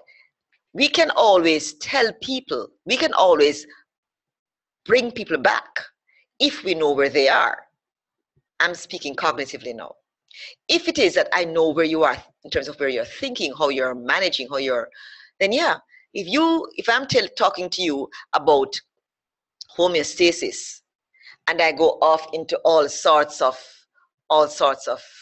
you know, aspects of it, and you have read and we're talking about all the nuances and research and that sort of thing, I can bring you back because I know where you are. I can say, all right, now we have looked at A, B, C, and D, and yes, we started talking about these areas, and these relate in these ways. All right? But let's leave that for another time. Let's come back here. We can do that if I know where you are. If I don't know where you are, then that becomes a challenge. And so my point is that where you have a sound knowledge base, where you are confident of what you're doing, then you can play around with inquiry a little bit more. Where you're not so sure, my advice would be to stick to the more structured approaches initially, until you develop this wisdom of practice that will allow you to move on. My other advice to you is don't get stuck in a rut. Okay? Free yourself of the tendency, or the temptation is a better word, to remain the same after 20 years. Let's not go 20 years. After 5 years of teaching, you're doing the same thing the same way. Something is wrong with that. So I'm saying that let's give ourselves room to grow as professionals, but let's not be too crazy about it. You understand? Let us temper it with wisdom. And so my advice would be to explore, but do so based on how much you really know and your confidence level, because students don't like teachers who are not confident. Well, I still don't like them. They're not very happy. You know, they don't feel secure in a context where there's confusion. Okay? So there is some amount of inquiry instruction, though it may be at the structured level. And is there, here's my other questions now, is there active learning taking place? Would you say there's active learning? Would you say learning is active or it is passive? Samuel, come back to you. Yes, I will say active, because the students are really well engaged. All right. They are engaged, so I think it's more active. You think it's active? What do you think, Tracy? I think it's passive, because he's just told them what to do. So although they're active physically, they're not active mentally. Correct. What do you say, Ashley? Oh, Ashley. Ashley, are you with us still? Ashley might have stepped out. Okay, Eva, what do you say? It's definitely passive learning. There's no question about that. Yes. Linton? Oh, Linton. Yeah, I'm there. Yes. To me, I see both. You see both? Yeah. I see with Samuel, because active learning is like you have to be there to actually grasp. So I see both. You see both.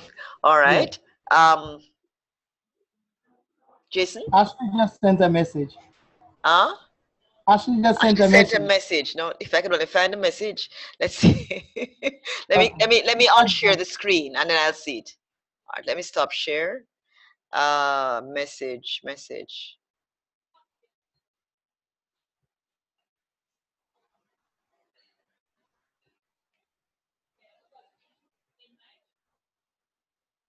Chat. Okay, that's it. Okay. She says active passive combo. All right. Okay, Ashley, let's see why you say where's their activities and brief discussion, she says. All right. Now I want to distinguish between active learning and activity-based learning. Two different things. One can have activity-based learning, but there is no active learning. Might have been Ava who said, or Ashley, Tracy who said that the mind is not engaged. Students are just going and doing what it is that's supposed to be done. So if we go back to the case, let's do this first. No, that's not where I want to go. If we go back to the case where we are looking at the case of Gilbert John, okay? The whole thing involves hands-on activities, which is activity-based. They're doing stuff. They're doing a practical activity. All right? But for the most part, the learning is passive. And I'm going to show you in a little while why it's passive and it's not active. For the most part, it is passive and not active. The main reason for that is, as we have said, the mind is not engaged. All right? Now, there is a way by which we can talk about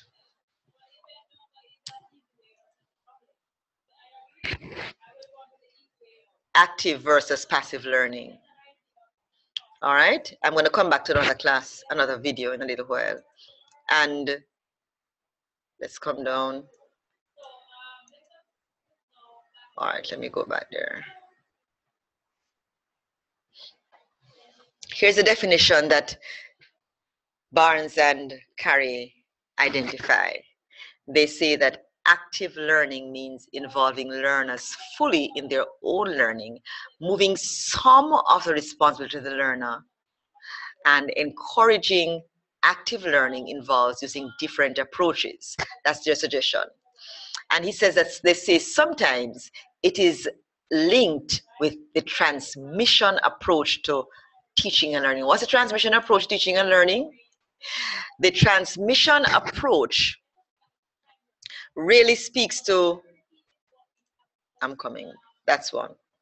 The transmission approach speaks to passive learning. And that belief is that knowledge exists within the public disciplines. So we need to, we know about physics and latent heat. And teachers have this knowledge.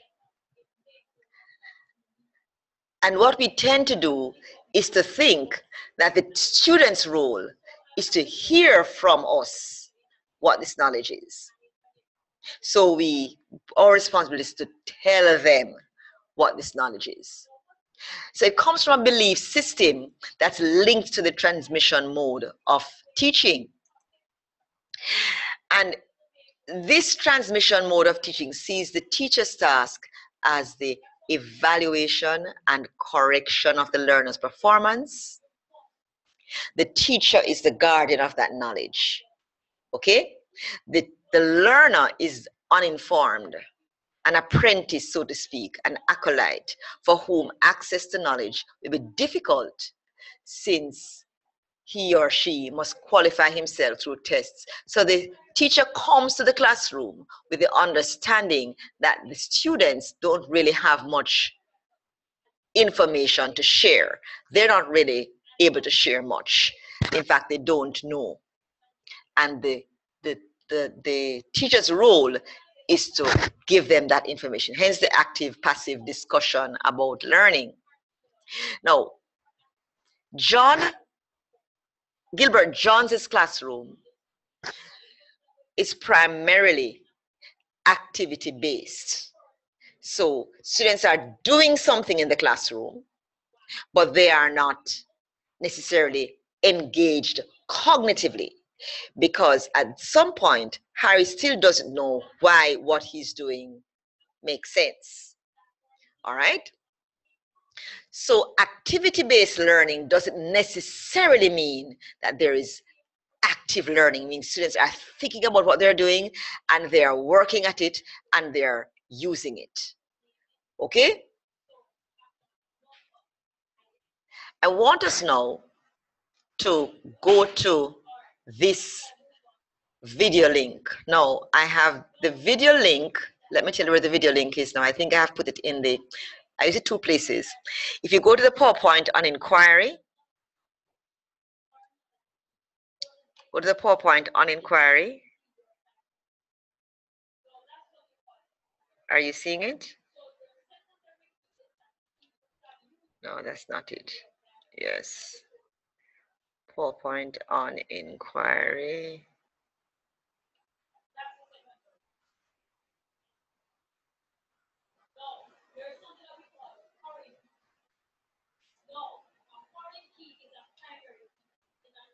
Have you found it?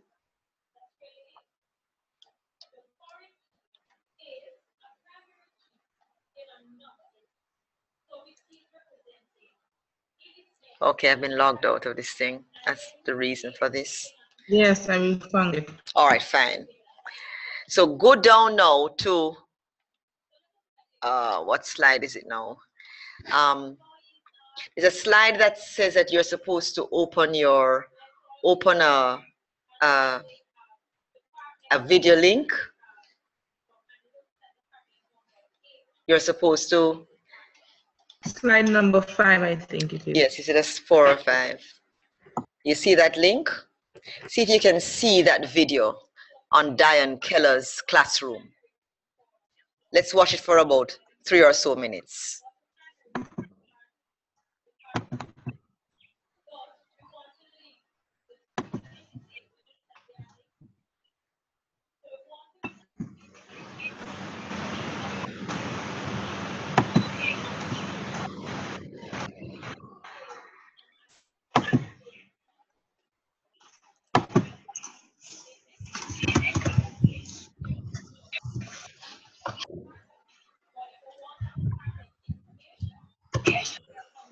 Is it opening?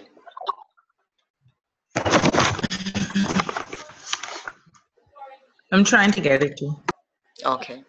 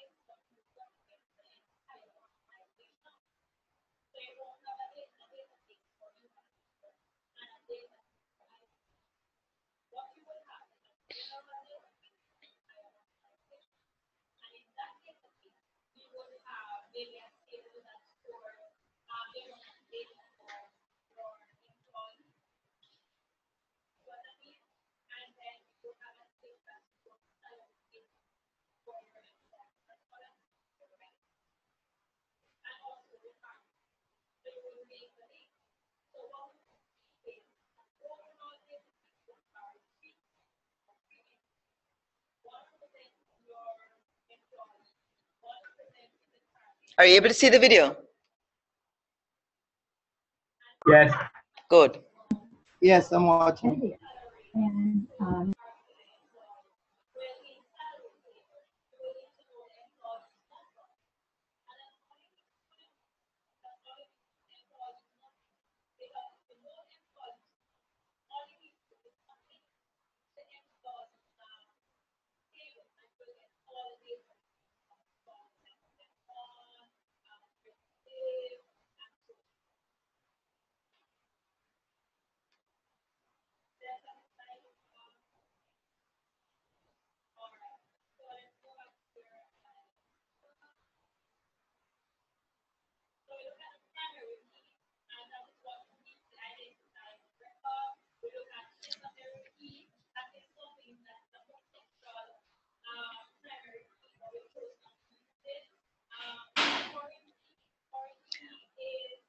Okay, I guess we can pause the videos now based on what you have seen.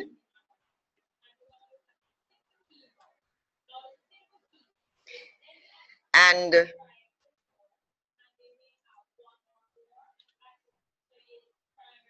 we can pause the videos. And then what we can do is have a little talk about what it is that you have actually seen. All right? So let's go again.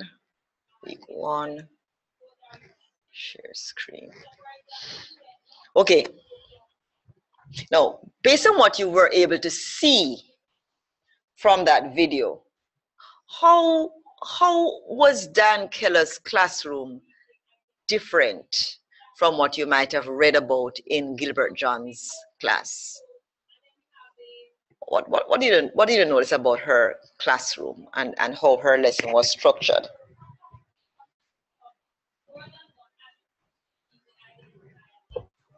For me, I was thinking it's about students drawing their own conclusions. Yes. And like in the case study that we read, Gilbert John's case study, he at the end was like, okay, everybody come together so that we can do the calculations my way kind of thing. Yes. Whereas her approach, Diane Keller here, was like, okay, I'm not going to tell you what the correct label is. I want you to find it out for yourself, and I'll just let you know if it's right or wrong, but you need to look for yourself kind of thing. Yes. And she would guide them, but she let them formulate their own conclusions, I guess, about what the labels were. Yes. Thanks, Jason. Any other comments on the differences? That was certainly one notable difference. Linton? Yes, Linton. Okay, well, according to the lesson, it looks like it was an inductive class, where from the specifics to general, because she never gave the answers. She allowed the students to actually come up with the answers. Very good point, Linton. Yes. Any other comments? I would say that she knew there was a lot of information, but she accepted that, as opposed to the other guy who just tried to ignore some of the information for their level. Yes, very good. In other words, she didn't stifle their attempt or approach to the whole thing. She certainly recognized that they may in fact get more than they need, but hey, that's okay. You know, so she didn't sort of try to put them in a straitjacket as to what needed to happen. Now, that's a different learning experience from Gilbert John's experience. Now, put yourself in Dan Keller's position, and all is well and good, but what do you notice about her environment? What do you notice about the learning environment?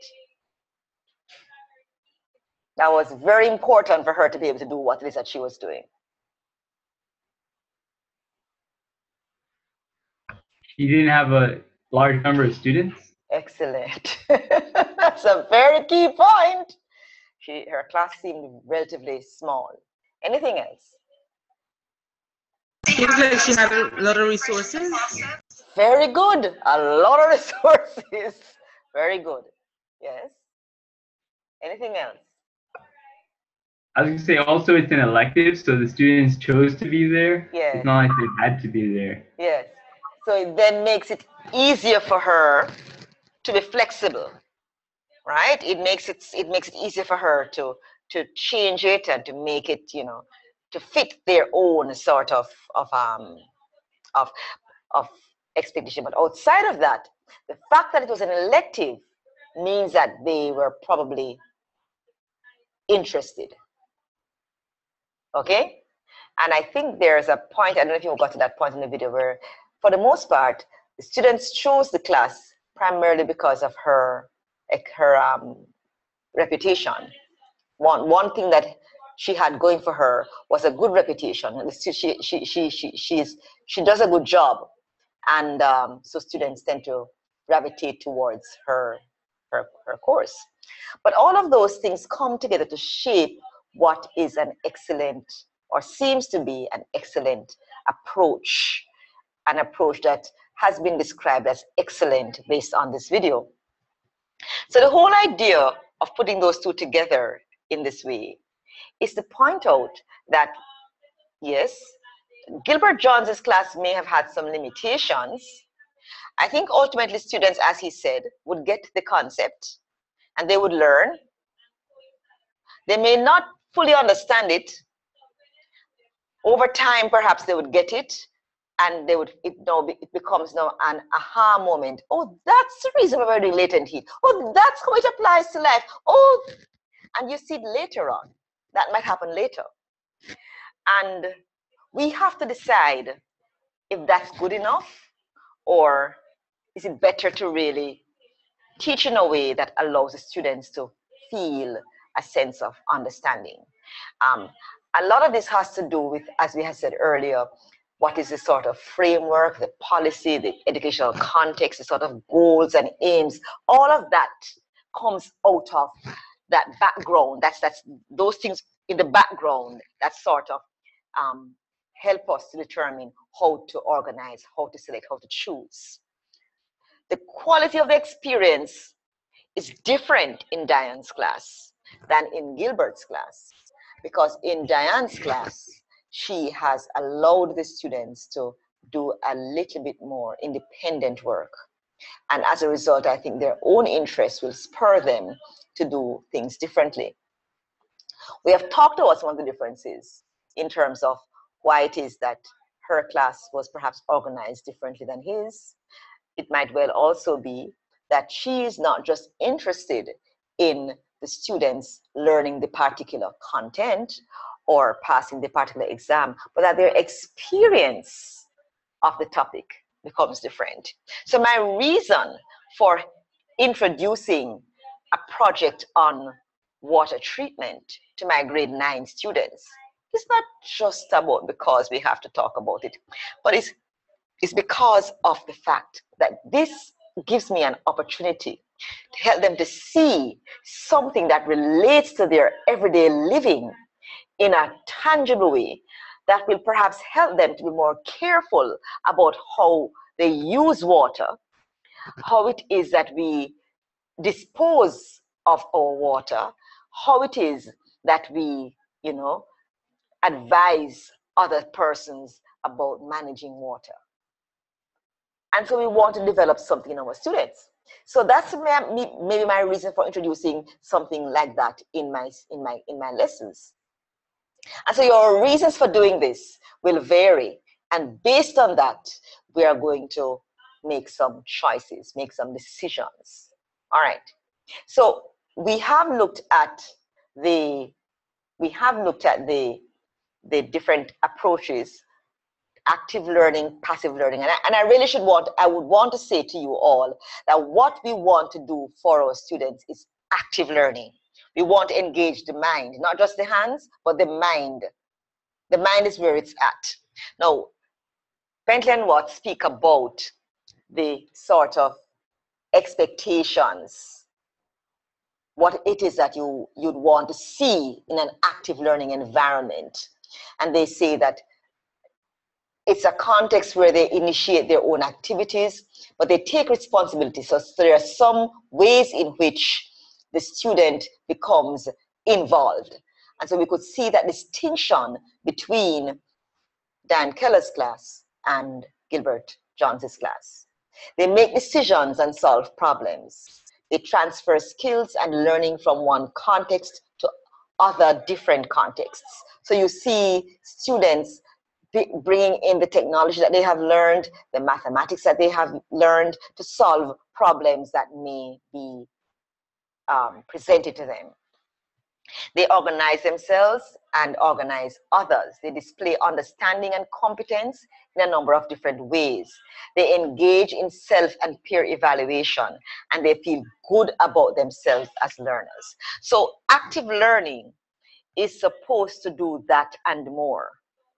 But the whole idea is that this becomes possible when the mind becomes engaged. Further, for this to flourish, there needs to be a non-threatening learning environment, an environment in which students do not feel that if they ask a question or they do something, the teacher is going to beat them down. Okay? Pupil involvement must be evident in the learning process. And there must be opportunities to take decisions about what they want to learn. There must be some opportunity for direct skill teaching, meaning I must teach the students how to do some things. And there must be continuous assessment and evaluation. So for active learning to take place, there must be a context. And primarily, the context must be open enough to allow for some of these things to take place, as we have been describing. All right? Now, I'm not going to touch this now. I'm going to leave you to do this, the other 4 slides. I would have had some time now. I want to make sure we touch inquiry today. So what I want you to do is, there is an article I had pulled down for you by Stephen Leibs. It's about adult learning. And I've introduced it, of course, because some of you may eventually teach adults. And I want you to look at it. There are some key differences to teaching students that you want to bear in mind. And I have highlighted them in red at the top for you to think about. All right? So we want to remember that active involvement for adults, there is a situation where short-term memory becomes less efficient with age. All right? So if you're dealing with adults, we've got to think about that point. And you may want to think about, I'm going to get you to do some responses to these questions, but I'm just pointing you to that. I'm not going to do it now. I'll tell you when. We'll discuss it online. And so this is what we're talking about. The other thing about active learning adults is that there's an issue of pace. The older the student, the more likely they will prefer to sacrifice speed for accuracy. So they don't really need for you to spend 60-odd PowerPoint slides on a particular topic with great detail. But there's a slower pace. And so they want more information before making a response. For example, so when we talk in this context where I'm dealing with adults, it's not really about giving you content, a lot of information about what you need to know. I have to vary the pace. I have to understand that it is important that you understand what we're doing. So we vary the pace. The other thing is about relevance. If adults don't find what it is that they're doing relevant, then they're not likely to learn it. So if one of you had asked, why are we doing this, right? And I had treated it like Gilbert Johns, perhaps you'd walk out on me. All right? So this is important. Adults learn better when what they are learning seems to be relevant to what they, in fact, need to do. Okay?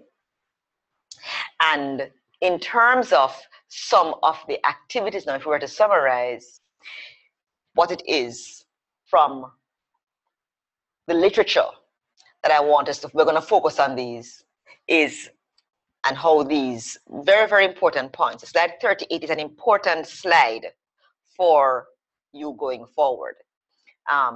Some of the strategies that the research points to for influencing achievement. Remember, when we started and I asked you to tell me about your successful moments, much of what you said had to do with achievement. And it's an important reason why we teach, so students can achieve.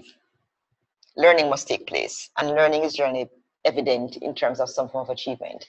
So how does this work? Identifying similarities and differences. So we looked at Gilbert Johns's case and Dan Keller's case. So we say now, how are these different? How are they similar? What makes one active and one passive? Summarizing and note-taking, which is really what I would have done if I had the time to look at these 3 things on adult learning, which I'm putting on pause to do online, because I want to look at inquiry. Okay? Reinforcing effort. So we give opportunity to try again. Okay? Homework and practice is something that you have to do, because students will tell you they understand, but you will not only know they don't understand when you see what they write. Trust me on this one. Non-linguistic representation. That is a nice one. I had a supervisor who said to me, Marcia, if you can't draw it, you don't understand it. And so I'm going to challenge you to prove her wrong, right? But I have come to appreciate the importance of diagramming what I think I understand.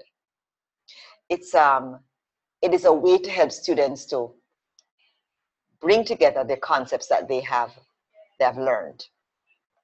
Goal setting and providing feedback. So they need to know where they're going, and they need feedback as to how well they're doing along the way.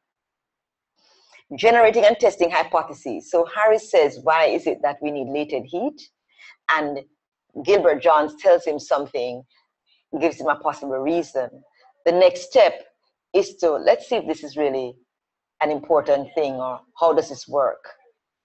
And the final, but not unimportant, is activating prior knowledge. What is it that the students come to us with? What do they know? And how can I build on that? How can I use it as a scaffold for moving forward? Because that's what it's all about. All right? So in a nutshell, what we have done today so far is to talk about the business of instructional planning. And instructional planning is important from the perspective of what we're doing in this course. And we have looked, if I were to summarize now, we have looked at what it means for us to be successful. We have looked at some of the aspects of teacher knowledge that become critical. We have identified what these sources are. We have looked at how these would come to bear in a context of teaching where you have active or passive learning. We look at different things that we need to consider when we're thinking about teaching. This is really just to help us to begin to appreciate the breadth of this thing called teaching. Okay? Now, against all of this background, we have to think about now, what is our approach to teaching? What is this approach that we take? And we have come to look initially at active and passive learning, recognizing that we want our students to be actively engaged, not passive. We have come to look at some of the myths about active learning, that active learning doesn't necessarily mean activity-based learning, but that learning can be activity-based but still passive. What we want is active learning. Whether we're going to be doing any strategy we're going to be using, we need to ensure that the students are actively, mentally engaged in what we're saying and what they're doing. All right. So having established that now, are there any questions before we move on to look at inquiry? Any questions?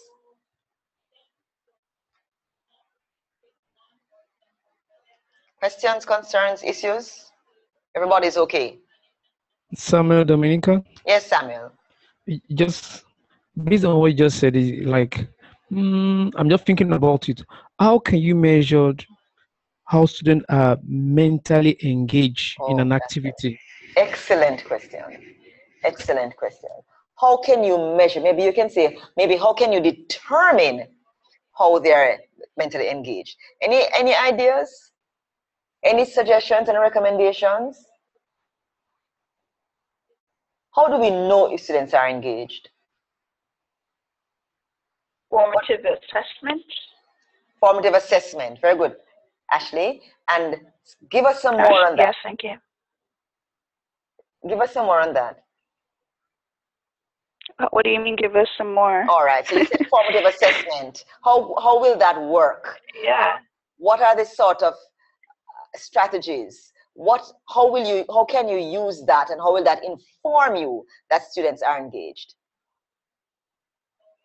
Well, as you go along, you're assessing the students with activities or whatever, and that will give you the feedback that the students are engaged, thinking, and absorbing whatever is being discussed in the class.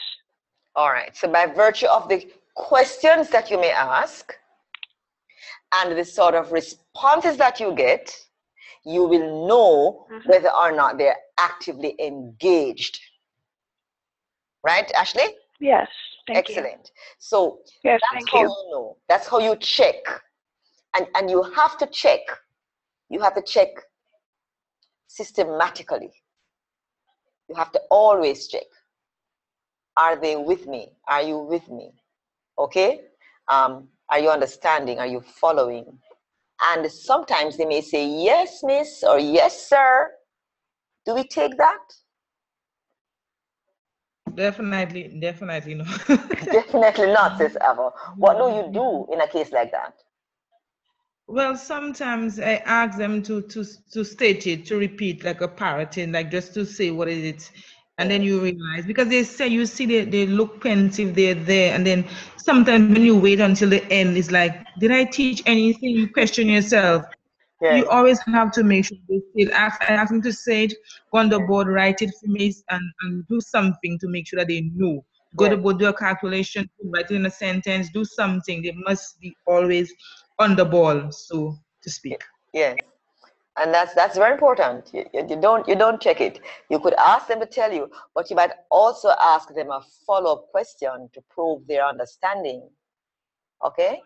So you say, all right, that was a quick one. You say, what do we, tell me what you understand by, give me a definition for cell, the concept cell in biology. And they tell you something about smallest unit of living matter and something like that.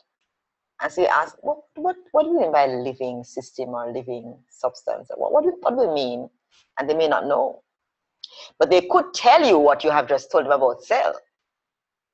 But they haven't got the deep understanding of what we mean by the concepts in the definition that we have just explained. So you need to go beyond what they have said to probe what they have said. All right, so you don't take what they have just told you, because that is never normally what they really understand.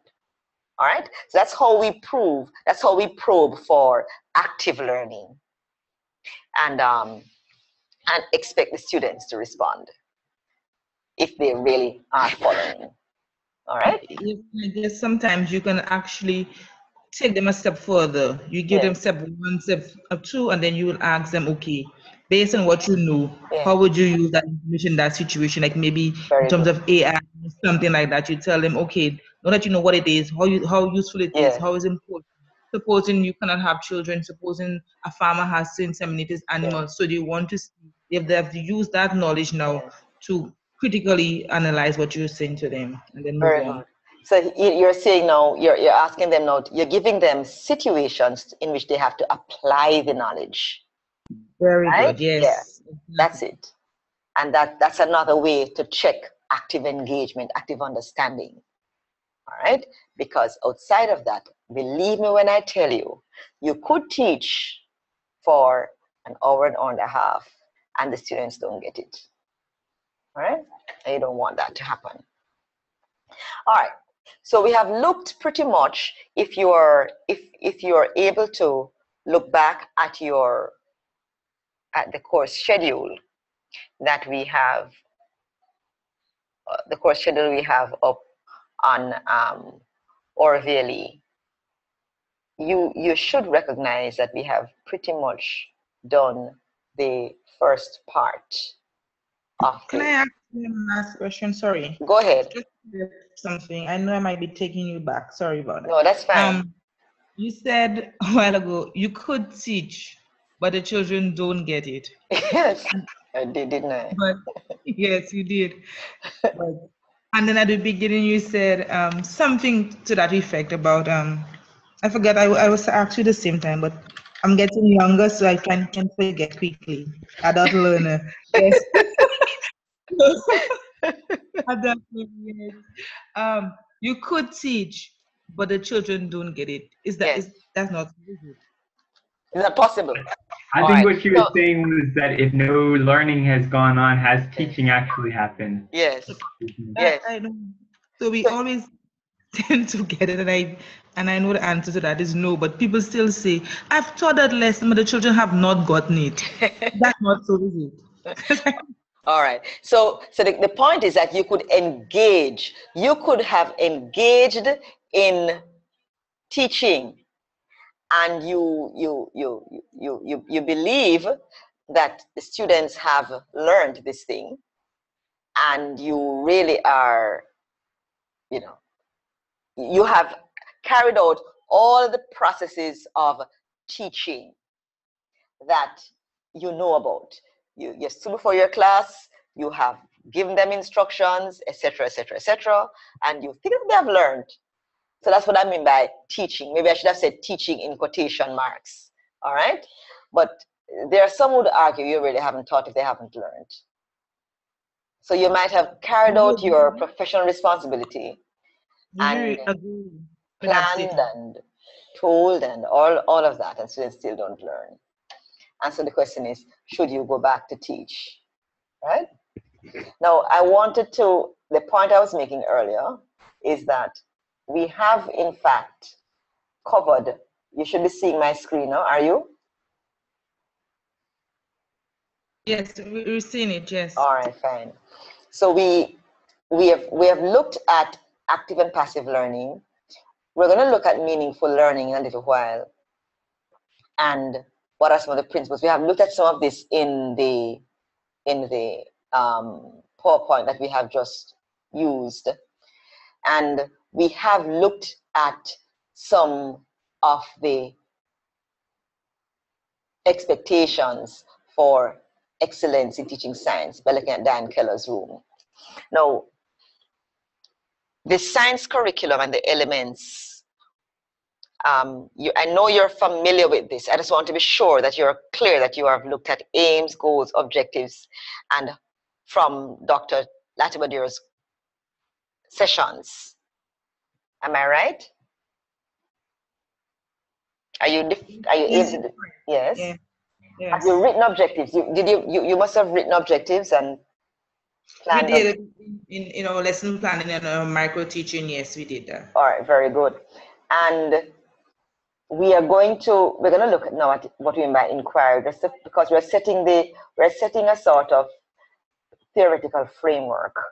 And so far, I want us to understand that we're talking about active learning that speaks to meaningful learning. I will define that in a little while. And we want to be clear that this is what we use.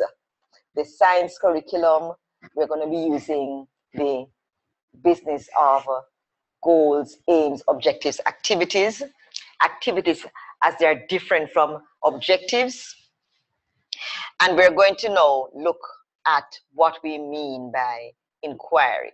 We won't spend a long time on inquiry because of, as I have said, this first day is to sort of set a framework, is to make sure that we understand where we're going. And next week, we're going to be looking at the models, specifically looking at the learning models and how we're supposed to function. So that's pretty much what we're doing. So you have read this, we're going to look at this now. I had put also French 2006, and there's also an article by Bernstein on the course page for Orville. You might want to read some more of those articles. They're there on inquiry. Okay? Now let's go back. Let's go back. Excuse me. Yes? Before we go too far, can you go back to slide 31 and just describe direct skill teaching? All right. Are you seeing my slide? I have it on my, I have two computers open, so yes, it's slide 31. No, okay, fine. It's direct skill teaching under active learning needs. Yes. I'll get there. Here we go.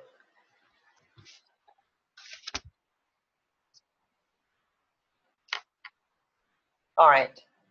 And so you want me to This the one? This 31? Yeah, 31. But it's the active learning needs.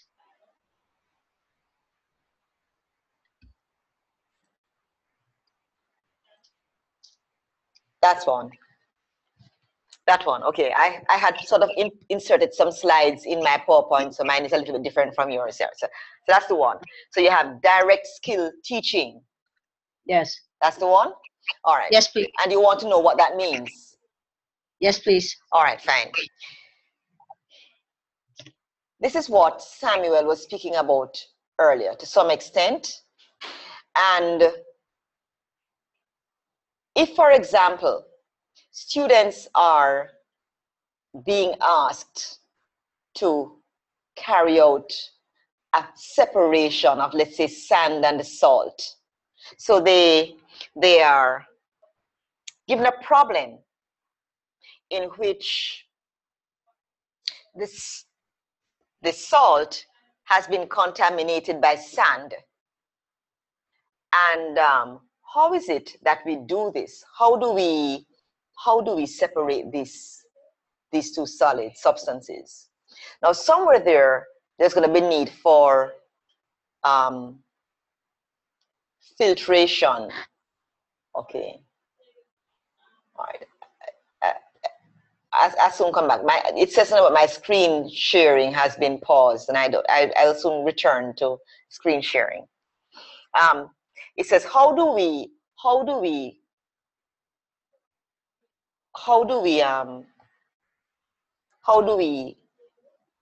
help the students to do this? So they know, they don't know how to filter. All right, they have not met that. They don't know that. So if the students are going to be properly engaged in solving this problem, perhaps there's going to be some need at some point for those skills. That's what Samuel was asking me earlier. For those skills that they're going to need to apply to solve a problem, there needs to be some direct teaching. Skills such as practical skills, for example, cannot be learned by just allowing students to discover. So you need to know how to use a microscope. You need to know how to use a thermometer. You need to know how to use a balance. These are not things that you discover. You understand what I'm saying?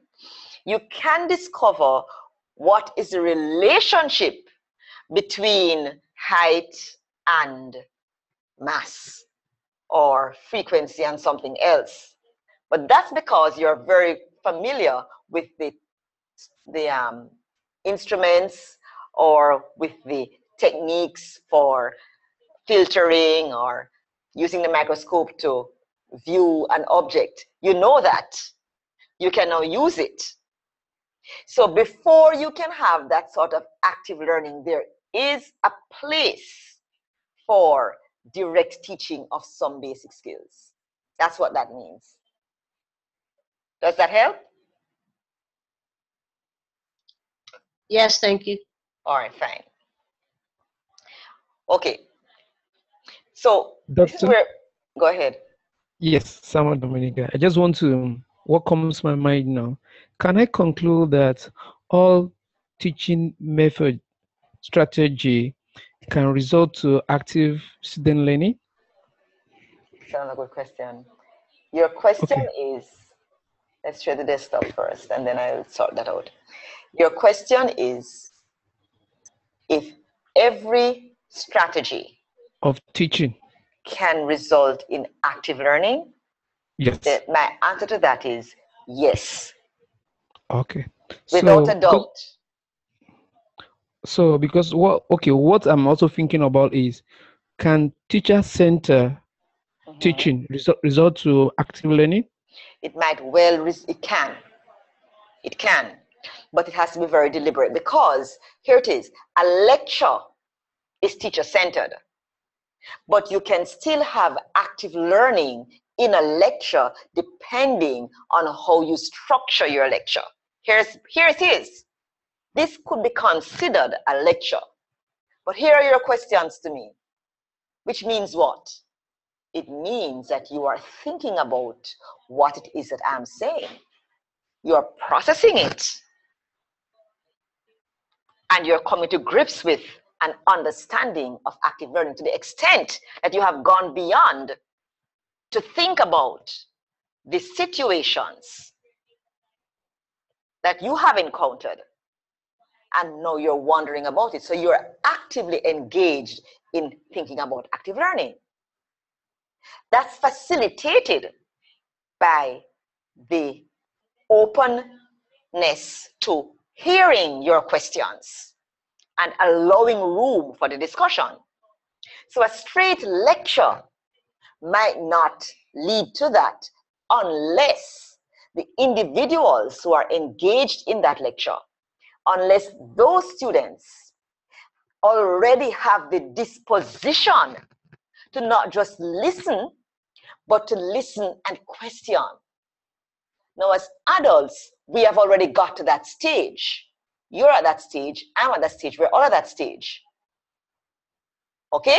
It is unlikely that given your situation in life, you would sit in a class, have some questions that you're uncomfortable with, and not ask them.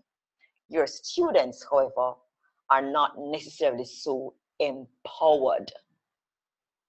Right? So you can do a lecture which is teacher-centered in the context of a class, but you have to create the environment for active learning to take place, for students to think about it. And there are ways in which you do that by way of how you present the information, by how you modulate your voice, by the kinds of actions that you do. You know, so you move around the room, you look in the student's face, okay? You ask questions. You break up your lecture into small chunks that's manageable. There are ways. You with me, Samuel? Everybody? Yes. Yeah. Okay? So that is the answer to your question is yes. And that is what you need to aim for. But I'm saying something more. I'm saying that although you can have active learning engagements in a context that is teacher dominant, it's not as easy as in a context that is more student centered. All right? I'm also saying that for that to take place, regardless of which one you use, you've got to really think about the learner. That's where you begin to, you start with the learner. You start with the learner. And then you look at the materials that you have and you think about how does the learner engage with this. That's very important. All right? So you can do that. So your aim is active learning, because without active learning, there's no meaningful learning. Passive learning leads to rote learning. Active learning leads to meaningful learning. All right? That's the bottom line. All right. Now, I want to, any more questions? Any more questions? All right. So I want now to look at understanding inquiry. We'll spend a little time on this. And let's get this right. That's it. Nope, that's not the one.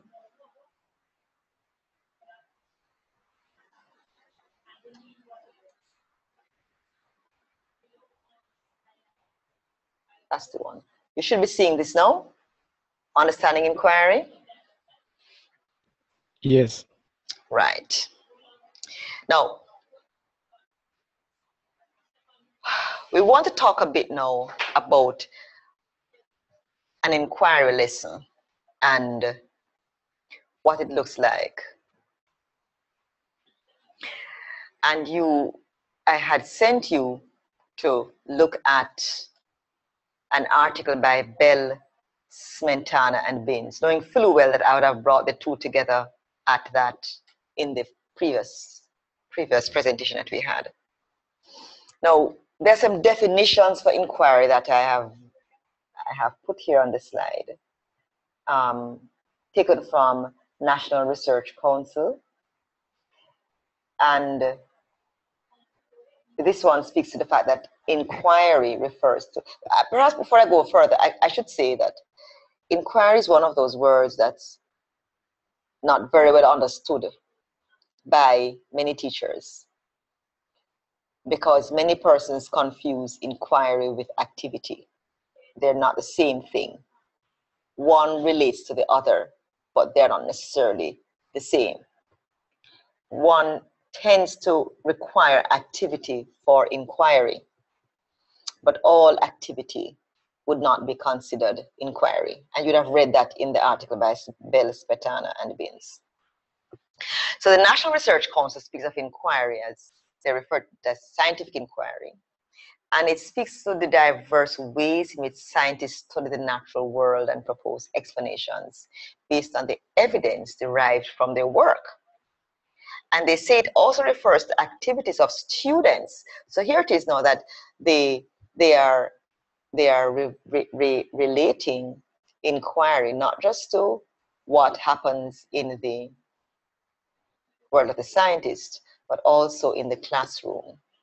And it speaks to it as the activities of students in which they develop knowledge and understanding of scientific ideas, as well as an understanding of how scientists study the natural world. So what the NRC is suggesting is that inquiry should be the basis, the mechanism, the way in which teaching is carried out in the classroom. All right? Other people say pretty much the same thing. But it speaks to the fact that in an inquiry understanding by the National Research Council, it shifts emphasis from teachers presenting information to students, and that learning is done through active involvement. Okay? So it is shifting the emphasis from teachers presenting information to students, and that learning science is done through an active involvement. And I should make you recognize that these are two distinct points. Okay? Learning is done through an active involvement. All right? That's what that should look like. Now, others have described inquiry as the means, it means the use of the processes of science, scientific knowledge, and activities to reason and to think critically.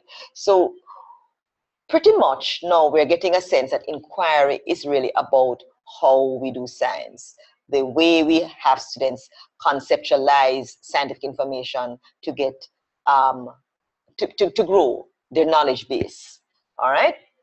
Now we have looked at the video link from Dan Keller's classroom, and now I want you to give me. I'm going around my room again. I want you to tell me now, having read Bell, Smetana, and Binns, I want you to just give me a sentence or two about what you have taken away about inquiry from what you have read. All right? So we're going to start now with Ashley and go back towards Linton. Okay, so you've read the article, and go Ashley. Can you please be more specific in what I'm supposed to be discussing? I want you to tell me anything that you have come to understand about inquiry, having read the article by Bell, Smetana, and Binns. So you have read it, and you have come. Yeah, it was like 5 pages or something. like yes, 5 or 6 pages. It's not a long article. And it's about inquiry. So I want you to give me, in a nutshell, what you understand from the article about inquiry. Let me see. Oh, right, the scaffolding inquiry. That's where I left, though. That's where it finishes up. I'm just re-browsing this.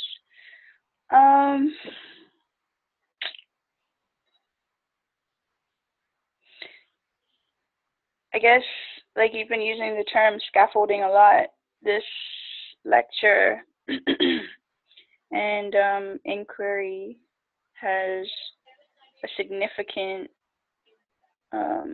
utilization of that concept, scaffolding. It goes into explaining terms like confirmation, structured inquiry, guided inquiry, efficient inquiry, and how they build on each other. And they even have like a little animation over there that will help students to gain an understanding or hold on to the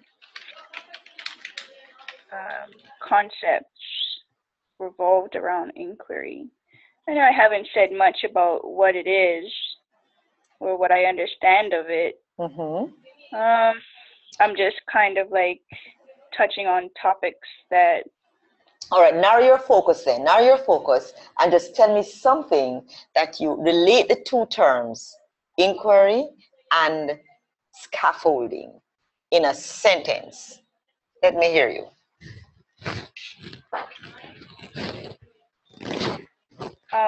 Inquiry scaffolding is the gradual process from lower levels to higher levels of understanding. Sorry, no, come again, Ashley. Sorry. Those two terms, I was just saying. I want you to relate those two terms, inquiry and scaffolding, in a sentence.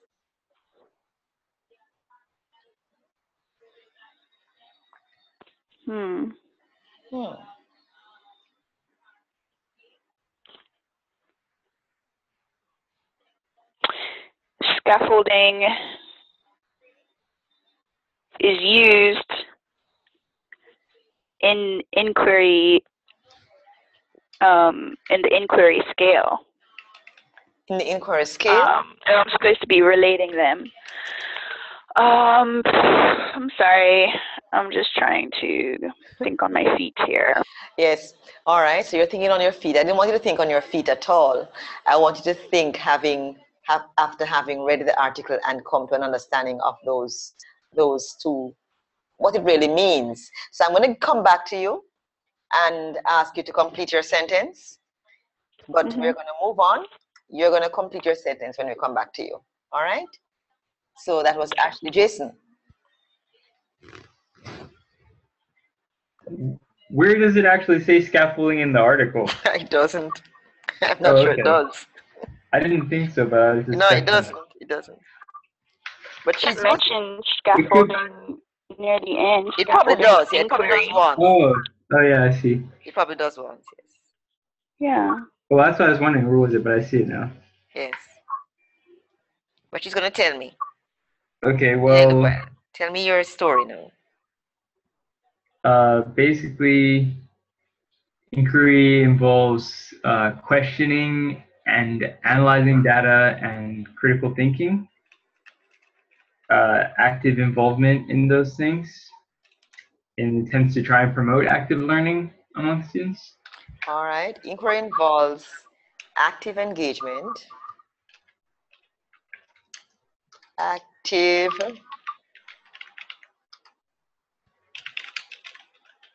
through questioning.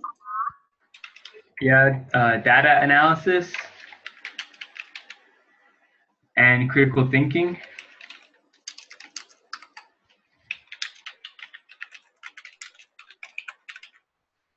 In an attempt to promote active learning.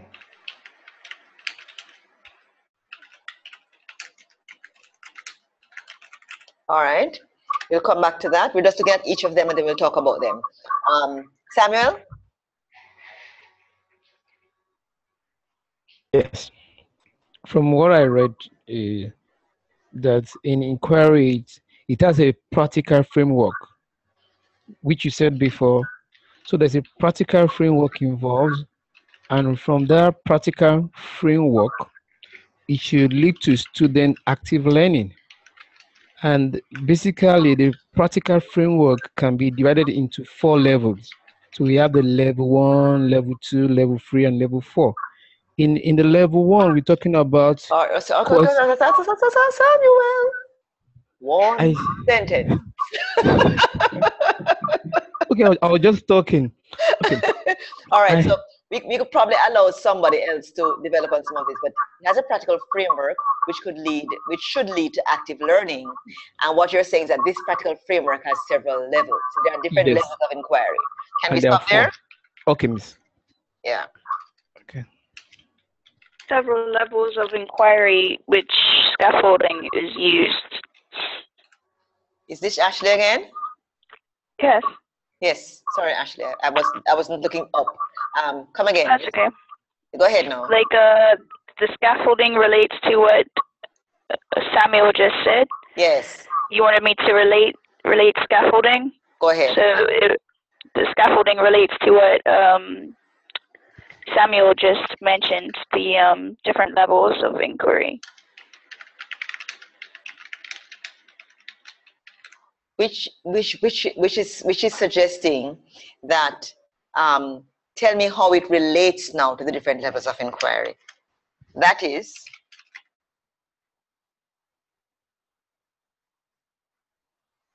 you're saying it relates to it, right?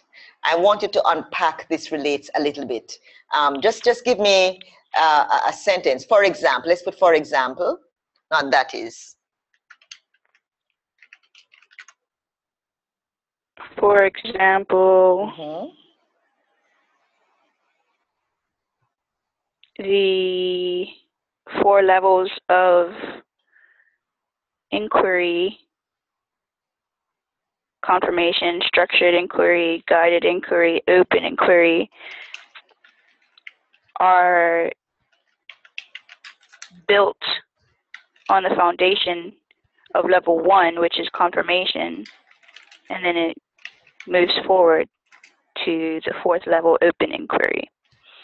All right, so I guess what you could say then, that the 4 levels of inquiry described in the article can be seen as a sort of hierarchy, can be organized in some sort of hierarchy. Is that it?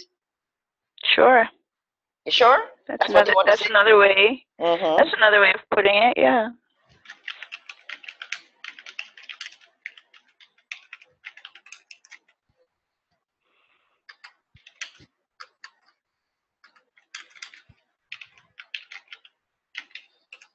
Of some sort, and we can discuss that some more. All right, that's pretty good.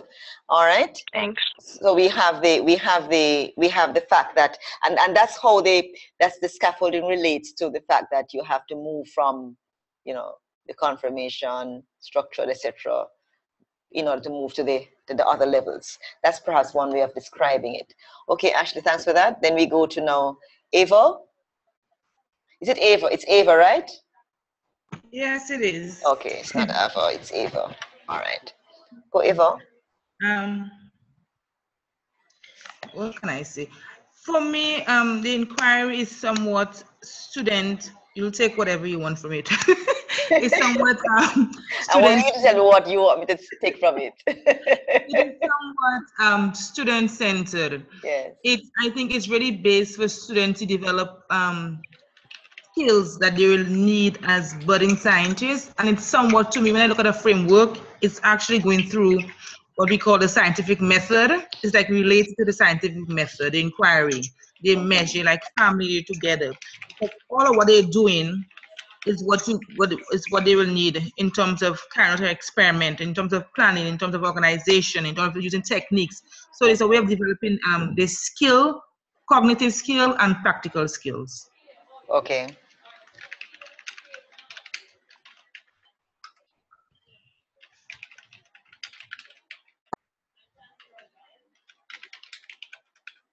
Now, when you worked with NORDA, did we look at this term, scientific method? Most definitely, yes. We talked about it. It, right? In depth. Does someone want to sort of remind us, Ava, since you introduced it, perhaps you should take the first take on it. When you say it relates to the scientific method, is that really what you want to say? Well, it helps them to develop this skill of, but going back to the same thing as inquiry. Yes. Because there's no really one set way in terms of doing the scientific way, but you know, they have a that has been established in the scientific field, but even though we can work around it, you know, in terms of, it gives them a sequence, like they don't have to follow in particular, it's like a cycle.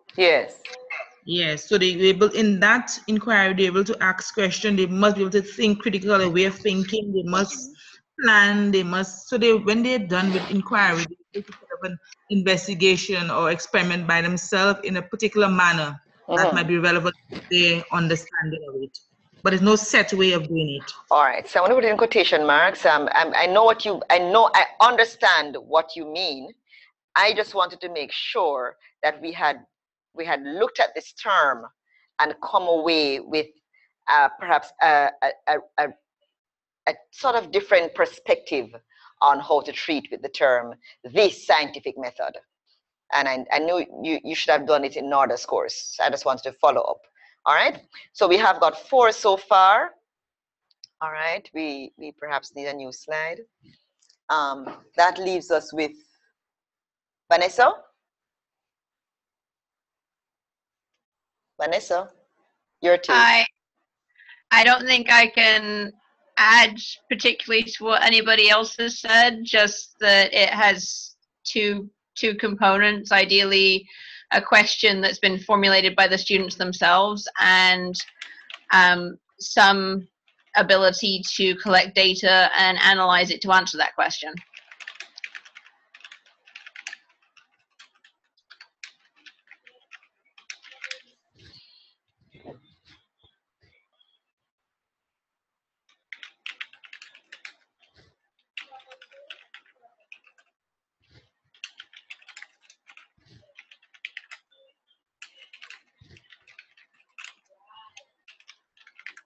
All right, so these questions formulated by the students, and this of course refers to one of the levels of inquiry, okay, because it's not necessarily that at all levels, but certainly when you speak of the open inquiry, this is what you have. And ideally, because we're dealing with students, we would want them to formulate their questions, okay? And questions you would have looked at would be questions that can be answered scientifically. So it's not what is your name kind of questions, okay? So it's a scientific question that could be answered by collecting data, and the students are involved in that. So that's fine. Tracy?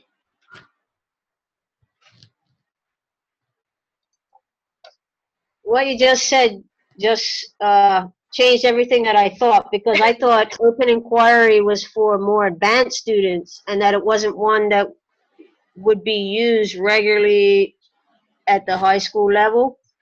I was thinking more that guided inquiry, I don't know, would be more useful. No, at the high school level. Nothing is wrong with what you have just said. Okay. One could say that open inquiry, let's put it this way. Young children can do open inquiry. For example, let's give you a simple one that students might do, children could do. Could you see young children in perhaps what we call primary or elementary schools looking at which paper towel is most absorbent? Do you think the students could be able to solve that problem? Which of these brands of paper towel is most absorbent? Which one should mommy buy? But that wouldn't be open inquiry because you've asked them the question. Yeah, but suppose they come up with a question. I mean, I haven't developed the question. So we're talking about paper towel, we're talking about absorbance and towels, what's more absorbent and so forth and so on. And then we ask the question, which one do you think is the best one? Okay, which one is, how do we know? Can we solve that problem? Okay, and I'm glad you raised that question, Tracy, because questions formulated by the students is certainly ideal, but initially questions will not necessarily come only from the students, but it might come out of a discussion with the students based on the scenario or problem that may be raised. All right, so I'm glad that you actually raised that point. So the point you had raised, however, is that open inquiry is perhaps more possible among older students. I'm going to write that down.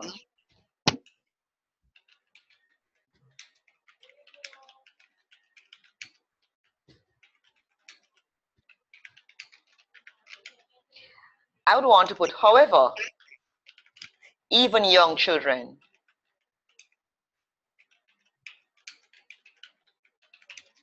can participate. I was just reading it as a more practical way of going about things. And like for myself, I would probably, because I haven't taught and wouldn't feel as comfortable, I'd probably stick with structured inquiry. Even though I need, which is where I think Ashley was trying to come with the scaffolding. So I think I'd be doing the scaffolding, not the students. Yes, and that is what I had said earlier. Remember when I said that you need to find your comfort zone, and you really shouldn't go off into something unless you have really developed a sort of, a sense of confidence and your knowledge base is sound. That's what I was talking about. And I made the point that you need to recognize that there is absolutely nothing wrong with that. All right? Unless you find yourself in a context where this is required, that the students are required to do the open activities from very early and you're forced into this, my recommendation would be to get very familiar with this before you're going off into the deep end. That's my point. All right, so we're on the same page here. But my point is that you can have open inquiry even with small children. It just depends on the problem that is posed. All right, and the problem posed and the context in which you have to operate. All right, so that's fine. Both statements are fine. And the last one is Linton. I guess since I'm the last, I guess everybody already see what I have to say. No, Linton. Okay, but what I am saying is that it's a activity based with questions formulated by students, and they design effective data collection procedures, and they answer those questions.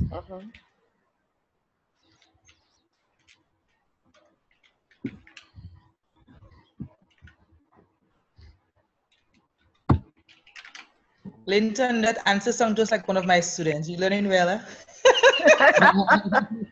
That's exactly what my students will say. Everybody took my answers already. It normally happens when you're the last, so everybody. Yes. I figured that I should make you go last this time since you went first the last time. All right. No problem.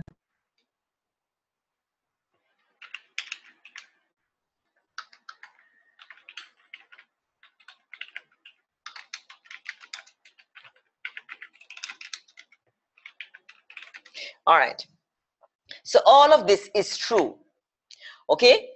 what I want you to take from that article as well is, as we had discussed earlier, Jason raised it, the levels of inquiry and the fact that based on the levels, you can choose to incorporate one or several of those levels within your lesson based on the needs at the time. Now, if we had time, one of the things that I would have wanted to do is to take one of the confirmation type activities and change it to an open inquiry. But there's an example in your article. So you should be able to look at that and get a sense of how you can make the that change. All right? So pretty much, I wanted you to get a sense of what inquiry is, and I want you to appreciate that. Now, there's another little article that I have put down there for you that says, don't confuse discovery with inquiry. And spend some time reading through that section so that you can get a sound footing, sound basis for how to proceed with understanding of inquiry. Now, one of the things I want you to do. No. Sorry, where is that article located for the title? On Orwelli. Is the title? It's called "Don't Confuse Inquiry with Discovery," and in my mind now I can't remember who is the author, but there are a number of articles there. Do you see it? Is it Bernstein that does that, or Bernstein does?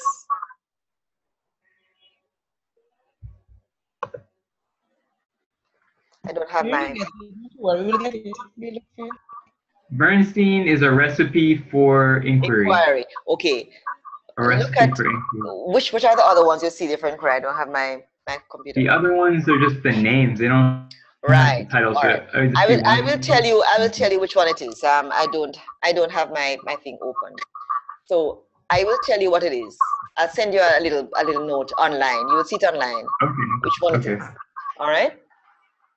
So what I'm saying is that there are a number of them there, a number of articles there that you might want to look at about inquiry. And what I want you to do now is not know. I want you to do this for me. Think about this. Now, I say concept mapping. Are you familiar with concept maps? Yes. We had to do one, but yes. I would like you can probably go through that like it's an activity. Yes. Just a little bit more information. If it's 5 minutes or what, because we had to do it on our own. Yes, all right. And we need to know maybe some concrete information to get it. All right. We're going to look at concept mapping as a strategy. So I'm going to hold this slide a little, but I want you to begin to read about inquiry from the other articles, and I'm going to incorporate this into one of your assignments. So look at slide 8, and you're going to have to do a little writing on inquiry for me. So this is why we're doing this, and I want to include this. Slide 8 is going to be included in your assignment. So I will come back to concept mapping, or if I don't, Metz will. But I think I'm going to spend a few minutes with you next week. All right. So pretty much now I'll just go through what Doctor? is. Yes, Samuel? Yes. I'm thinking about, can I make the conclusion that all inquiry-based learning leads to active learning for all students? Yes. Okay. Thank you.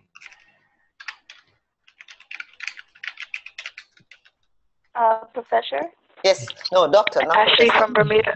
Doctor? I want to be professor, but I'm not there yet. Yes, go ahead, Ashley. Are you going to update the documents on RVLE for us? I'm sorry. Are you going to update the documents on RVLE as you're updating them now? Yes. Are you going to reload them? Yeah, I will do that. I'm going to save it and do it before when I leave here. So what you will see would be the because I have inserted slides. So you will see it as 1 and 2. So I won't take down what is there. I will just upload this as after the session slides. You understand what I'm saying? Thanks.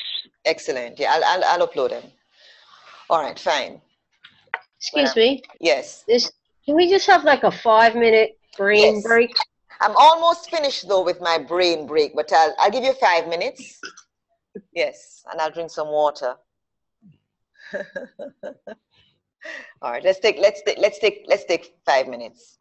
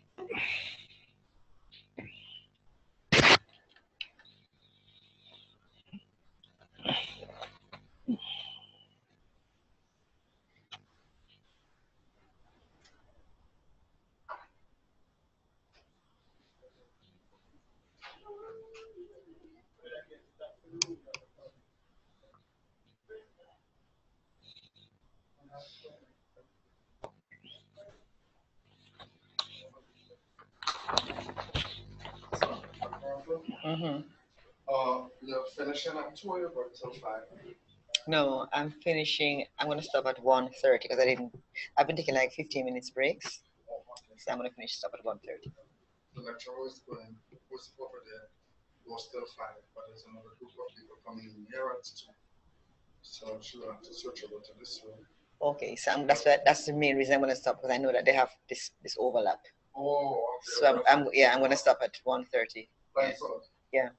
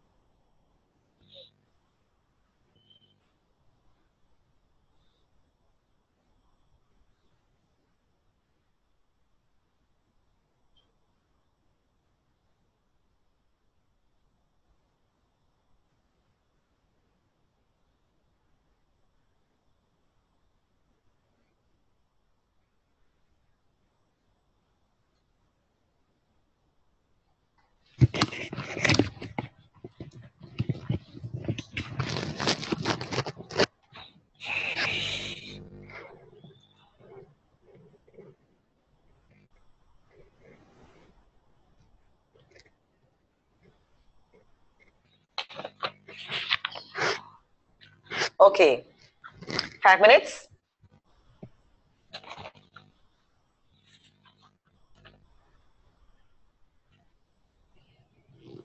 Are we back? Yes, I'm there. Okay. I'm here. Yes. Excellent. All right, good. Yes, We're stopping at 1:30. Okay, that's 3:30 Bermuda time and 2:30. What's that? 2. 2. Very good.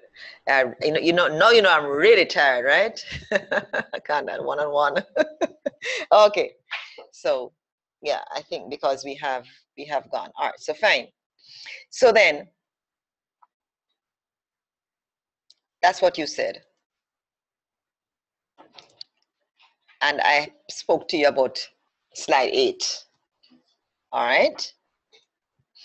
Now, from what we have already said, and there's more that we could say, it's often a lengthy process, as you could well understand. If we talked about how long it might take if you're going to be doing this sort of thing, depending on from the conception of the problem, it could take some time. Okay, we have said this, that learners engage in active processes, which leads to the construction of knowledge and meaningful learning. And I said I'm going to talk a bit about that. Development of meaningful learning involves hands-on and minds-on activities. So we have established this from what you have said before and what we had been talking about. So we're just summarizing. The slide is a little difficult to read. I perhaps should change it and make it into 2 slides so it's easier for you to follow. But certainly, Brooks and Brooks say that in order to promote inquiry, these are some of the actions that might be useful. For example, teachers should encourage and accept students' autonomy and initiative. So you can see where, when we think about active learning, we're thinking about inquiry. It's pretty much some of the same sorts of attitudes that teachers need to have in both cases.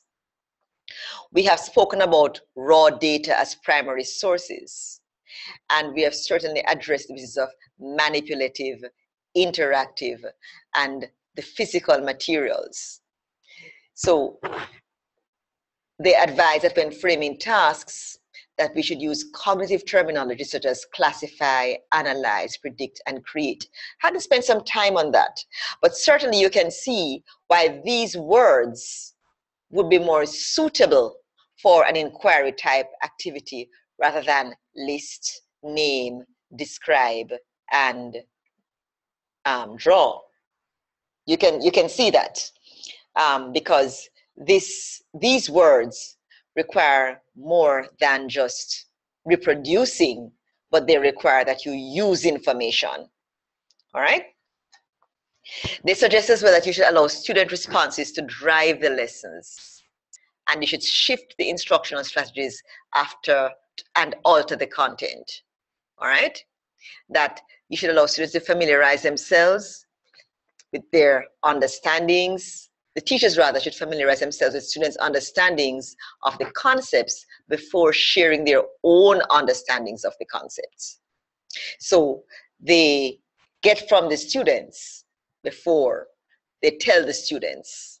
And you can see the value in that, because what you want students to do is to begin to develop confidence as well, but also to let their voices be heard. And we encourage dialogue both with the teacher and with each other.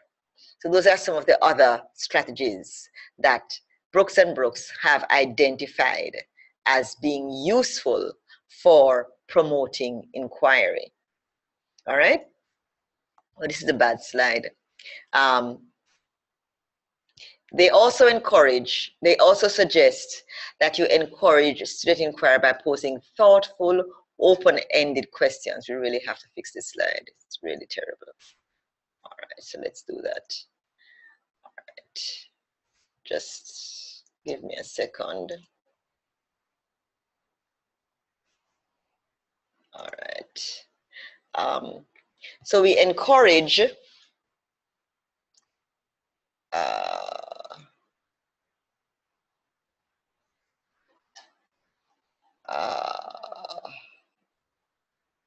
remove you, Jason.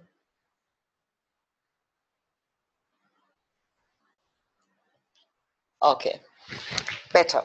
Encourage student inquiry by posing thoughtful, open-ended questions and asking questions to students to question each other. Now, when we say open-ended questions, do we understand what we mean? Open-ended question. Yes, there are more than one answer to that. Yes. Yeah. Very good. So you could have a variety of answers, okay? And you encourage conversation among the students. Ask students to ask questions of each other, all right? So it's this dialogue, this conversation. Seek elaboration of students' initial responses. Why is this important? Spoke about this earlier. Which one? The second one? Yeah. Why? Why is that? To know where they are currently. Their current knowledge, so that you can understand where they are currently before progressing. That's one reason, yes. And another reason might be, that's certainly one reason. Another reason might be what are their first thoughts here? Yeah, go ahead. I was thinking, as you said, maybe depending on their culture, what they see, like for example, a word meaning might be different from where you want them to take them. Yes. Because we realize that we have children coming from different nationality, different cultural backgrounds and stuff like that. So you want to know that agriculture means the same thing all over. Yes, yes, very good. Because you really want to be sure you're on the same page. That's correct. That's another good reason. So we have had two good reasons for why this is important. Sometimes, we don't do this because we run out of time, but it is to our detriment when we do that, because we end up sometimes suffering because we haven't spent the time to really just understand what the students really mean. Engage students in experiences that pose contradictions to their initial hypotheses, and then encourage discussion. So the students say, I believe that if I put this salt in the water before I boil it, before I heat it, it won't matter. The time it takes for the water to boil doesn't change. Might be something that students might say when we're talking about factors that will affect the speed at which water will come to a boil. And you might pose some contradictions. So as to say, but so-and-so, that's not the case. I noticed that so-and-so and so. And then it sets them thinking. So sometimes in a classroom context, it is important for us to deliberately pose contradictions for students to think about what they have said and whether what they have said can hold up under careful scrutiny. All right. So that's one set of ideas by Brooks and Brooks. They also speak about the fact that that you should allow time for posing questions, because very often the time that we have in class is limited. Sometimes students seem as if they're taking an inordinately long time to speak, but in fact it may just be a few seconds. We need to be sometimes just a little bit more patient to allow them time to speak and provide time for students to construct relationships and create metaphors and nurture students' natural curiosity. So we give them time, give them opportunity, so that what Gilbert Johns did not do was that. He didn't do that. He didn't attend to Harry's question, right? But in fact, all of this, the first point on this slide, no, not this one, often a lengthy exercise, comes back down to what we've been saying right down here. It can be a lengthy exercise. And so I come back again to the importance of making choices, right? And making some decisions based on the context, the purpose, where we're going, why we're teaching this. It really is very important. And it becomes important when you're going to plan, because now you're going to realize that, I want to do all of this, but, or I can do some of this because. All right, so that's what we're dealing with. All right, we're not going to do this today. You'll come back to this. All right. Do we have time for Mr. Mann's lesson? All right. There are some activities now that I'm going to have to use. I'm going to ask you to look at. I'll come back to them at the end. There is a video on the water cycle that's there online in your ORVLE that I want you to look at it. And I want you to determine whether or not the lesson relates to, if there are aspects of inquiry in this lesson. So it's pretty much what we had looked at, pretty much a sort of thing we had looked at with Dan Keller's classroom. But having now looked at inquiry, I want you to look at it from that perspective. We're going to talk a bit about that. And I'll see you for at least a part of the time on Monday. I'll talk a bit about how we're going to make up the class that I did not have on Monday. Make up the 2 hours. Make up the rest of the hours at the end of this session. All right. Now, I'm going to give you these cases. They're not there as yet. In fact, I may change the slide because there is a case that I have asked you to pull down. That's the one by Mr. Sharp, I think. Mr. Sharp's class. I'm going to replace this with Mr. Sharp. Okay? Mr. Sharp's lesson will come here. I do have 3 cases, but I'm trying to reduce your workload. So rather than have you compare 3 cases, I would have you look at Mr. Sharp's case. All right? Thank you very much. Yes, I'll have you look at one. And Mr. Sharp's case is pretty short. The others are a little bit lengthy. All right? So I'm going to examine Mr. Sharp's class.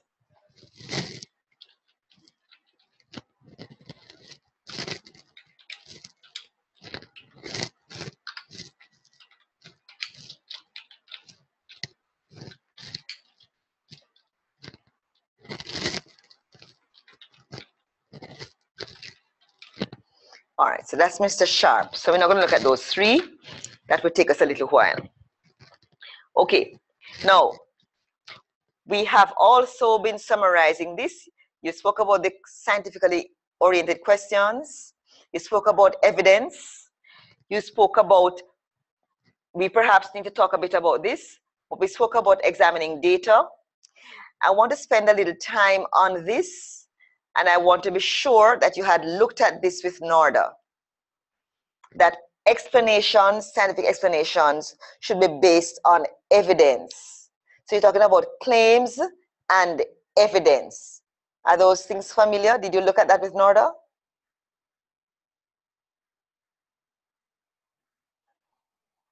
Yeah. Not in detail. Not in detail, but the point did make that we must base look at evidence, and then from that, then you'll formulate whatever you have. Yes. So you have to your claims for inquiry. You want to encourage students to make claims and point to the evidence for those claims. All right, that's important. I wanted to make sure you get that point, and it's linked to the course that you have done with Norda before this. Okay, the explanations are yes, go ahead. Is that kind of like observation versus inference? Yes. Okay. Relates to it, yes. So you observe and you infer. The inference that you're making is based on what you have observed, right? Correct. All right. And the explanations are connected in some way to scientific knowledge. So in other words, we don't just pull ideas out of a hat. All right. But the explanations must be linked to some scientific concepts that you're dealing with, some knowledge, and that they are encouraged to justify explanations. So this is not just this is good teaching, but I want you to look at this, because when you have students now beginning to write their responses, when you go into the classroom, you want to make sure. Remember, we spoke about earlier is how do you know what is good? All right, so if you're talking about inquiry, this is how you would know what is good. You begin to look for some of these areas, okay? These aspects of learning that's going to be evident in the students' work. And you're making sure that students don't just write anything without supporting it. And that support must be linked to science, okay? And that the communication is clear, it's justified. Those are critical things. And we have looked at this. You have told me some, and we certainly have talked about questions. I'm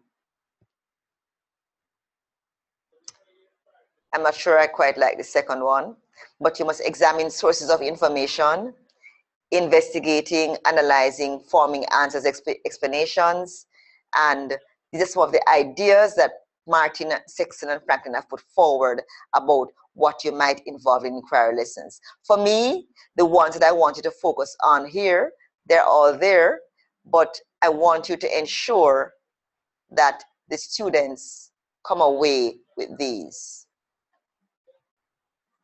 That those four are evident.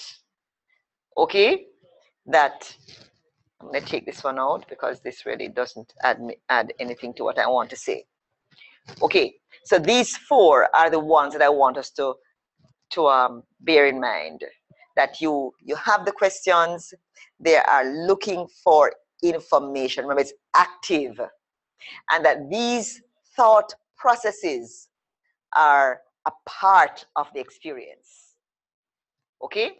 And in the final analysis, there must be some outcome where you are telling us something. It's being communicated through writing, orally, some other way.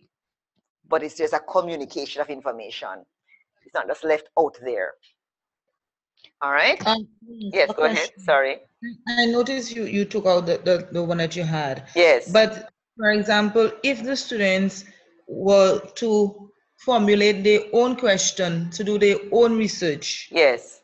Wouldn't they need a tool? There is a questionnaire, hands on something? Yes. Are they going to remember this? Wouldn't they need tools to gather the information? They probably would. I'm thinking more so now, though, for the practical lesson in science. And that's the main reason why I took it out. Okay? For a practical, doing a science practical activity. And so that might not necessarily be pretty useful in that context. Okay? A microscope? Well, microscope. Yeah, but not, I wouldn't call it a tool. I would call it an instrument. Yeah. All right. Now we spoke about this, that hands-on activities alone don't guarantee inquiry. That successful inquiry leads to discovery of information that is new to the student, but not new to the scientists and teachers. We didn't spend some time on this, but I want to make it clear. And in the context of the secondary classroom, the students are not likely to develop a new drug that will counteract HIV. All right, it's not likely. But they will discover information that is likely to be new to them, a new relationship, a new color, a new shape, but not new to scientists and teachers. So when we think of discovery, we have to understand discovery in that setting. We want to remember that hands-on activities provide opportunities for inquiry learning, but they don't guarantee them. The inquiry activities must maintain a healthy dynamic between hands-on and minds-on. So I'm just summarizing now what we have been talking about and what we have shared. Now, for the rest of this session, it speaks about ways of engaging in inquiry, which I'm not going to address now because we're up on time. But you could look at this. We'll come back to this when we're looking at some specific examples of teaching and learning. And you could look at this in light of what you will see on the water cycle video. When you look at the water cycle video, you might want to look to see if there is anything here that's a part of that video. Anything. You might find that there isn't much there, but look nonetheless. All right, that's slide 18 in this one. And the rest of it is pretty much information that you might use. Now, from this slide, ways of promoting inquiry, this is the next model that we're going to look at. We're going to look at these approaches using the 5E learning cycle model, looking at discrepant events, looking at demonstrations. And I'm looking at those. I've put them here because I want to point you to where we're going next. All right? And this slide requires you to do some reflective writing, which we would have done if we had enough time. So what do I want you to do for me? I want you to do a couple things. I want you firstly to look at the water cycle video and look for evidence of inquiry. And I also want you to look at the case by Sharp, Mr. Sharp's lesson. Those are the two things I want you to do for Monday. All right? And on Monday, there is another PowerPoint presentation that we're going to look at. And it is a PowerPoint presentation. It's now up. It's on meaningful learning. All right? and it's not yet in the folder that's called Summer 2015. It's not yet there, but I'm going to put it in there. No, it's not there, but I'm going to do that. I'm going to put it in that folder. But you can look at it now, and that PowerPoint we will move to next. So we'll begin by summarizing what we have done on inquiry, and then we'll come down to meaningful learning, and then METS will pick up with the 5E model, hopefully. Next class, I may get there, or if not, I'll start and she will pick up for me. Okay? Okay then. So what do you expect from me? What should you expect from me? I will put up today the assignment, first assignment for the course. I will open it. It is there, but you cannot see it. All right? So I'm going to open it, make it available for you, and then we will meet on Monday. We need to do a makeup class. Now, what do you do on a Wednesday? Is a Wednesday okay for you? Could we take a Wednesday? No, the only day I think we have available is on Tuesday, unless you want to do... Sorry, not Wednesday, Tuesday. Yeah, Tuesday's a day. All right, fine. Okay, so next week, Tuesday, next week, Tuesday, perhaps will be the following Tuesday. So what I'm going to do is I'm going to teach on Monday. Okay, and METS will teach on Thursday, and she will likely do she may in fact do Tuesday, Thursday next week, so as to give her 2 days in a week.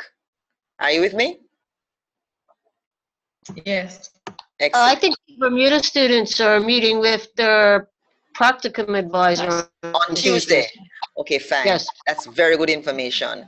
Is it on Tuesdays or is it on Tuesday, next Tuesday? Tuesday the 28th. So all the Bermuda. Right, so it's just next Tuesday. Yes. Right, so perhaps the following Tuesday you'll be free. I can't answer for everyone, but I'd probably be okay. All right. I'll allow Miss to sort you out and to do that. All right, fine. So it was long, but I think we managed to get through without getting to the point of death. Anybody at the point of death as yet? Not quite. Excellent. All right. We will finish this up on Monday, and we perhaps won't go to the full time on Monday because I'll be almost through, and then I'll have mates come in on Thursday and continue with you. All right. All right. So we can look forward to some message as well. You said you're going to send us a message. No. Okay. Yes, I'm going to tell you what it is that all of what I've just said. I'm going to put. You're going to get a message through Orveli, and then you will see what pretty much what I've just said. All right. Thanks. All right, let me upload this now before I forget. You had also mentioned before something about the adult learning. Yes. Is that we have to worry about that? Or is that related to the assignment? Right. I said that the section there is there, but because I realize where you're all going to be teaching or are teaching, then I won't focus so much on adult learning in this session. All right, except to show you that there's that information there. All right. Now, if we have time, we can perhaps get back to it, but I'm not going to spend some time on it. It's there. You can look at it, and you can spend some time playing around with it a little. But it's information there you can use. But what I'm going to focus on will be the inquiry and the others that I think you will need more so for what you're going to be doing. Okay, thank you. All right. So actually, I'm going to put up now the PowerPoints that we have just, what's the word I want? Adjusted, so that you can actually see them. And I'm going to call them class something. You will see it though. I'm going to save them now and then put them up. Where am I now? Desktop. Meaningful learning. All right, thank you. Have a good afternoon. Okay, you too. I have one more question actually. With the Mr. Sharp's case, do we need to type answers to that in a Word document, email it to you, or do we just make note of the answers? You make notes. You make notes of the answers and we talk it through. And then we discuss about it. Okay. Right. And for the assignment, do we just read the assignment? That's it. No date, we don't need it as yet. Which one is that? You said there's assignment. No, I'm going to put it up. I'm going to open the one for you today. You will see it and you'll see the dates. Oh, okay. Thank you very much. All right. Let's do this. Let's close this now. And this one. That one. Save as. Stop. Let's call it 3. On the desktop. Okie dokie. Let's close it down. I don't need that yet. All right, let's do this. Let's upload a file.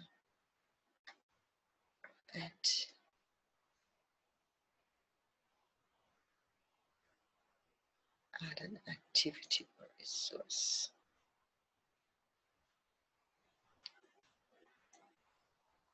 File, add.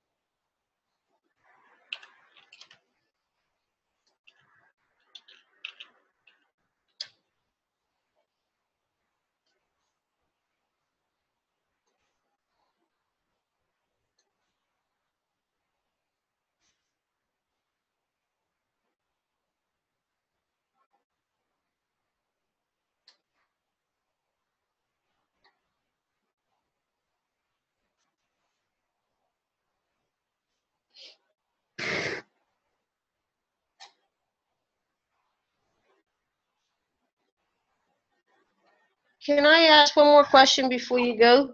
Yes, who is that? Tracy? Tracy, yes, thank you. You told us to read the don't confuse activity something or other with inquiry? Yes. I think I've looked up all the things that are... And it's not there, is it? I can't find it. All right, I'll put it up. Okay, thank you. Thought I had put it up.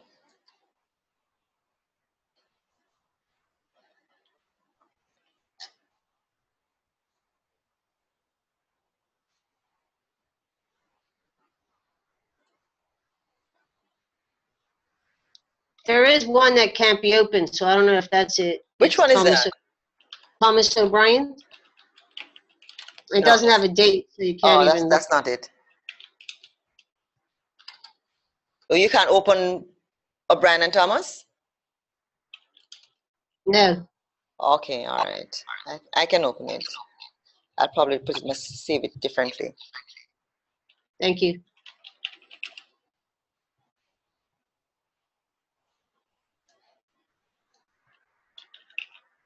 All right, you should now be seeing the file on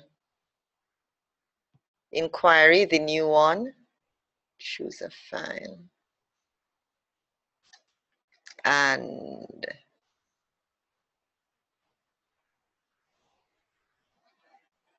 you're now seeing the one on instructional planning. You should be seeing that now.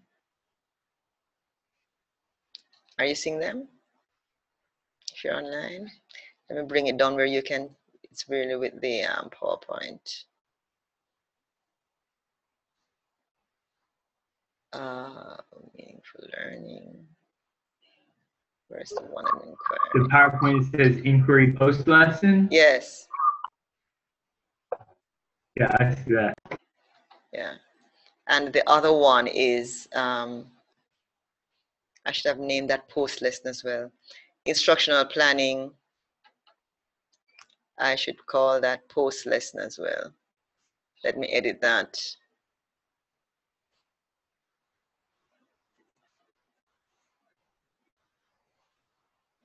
Edit settings.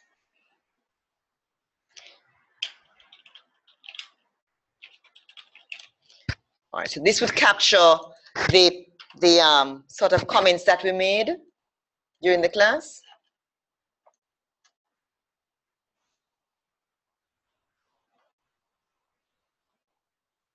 All right, so I've now called instructional planning post lesson and inquiry post lesson. And you would see now meaningful learning. That's what we're going to do on Monday. Everybody got that? Yes, thank you. Right, very good. All right, so what my task then now is to send you a note on what I really wanted to do to make sure we are all on the same page, as well as to open up the assignment so you can actually see what it is that you're going to do, and to add the article on don't confuse inquiry with discovery. All right? Okay. Okie dokie. Yeah. All right. Okay. Take care. I'll see you on Monday. Take care. Have a good day. You too. All right, let's do this. How do we do this? Okay, bye. Bye. All right, so we Thank stop. you.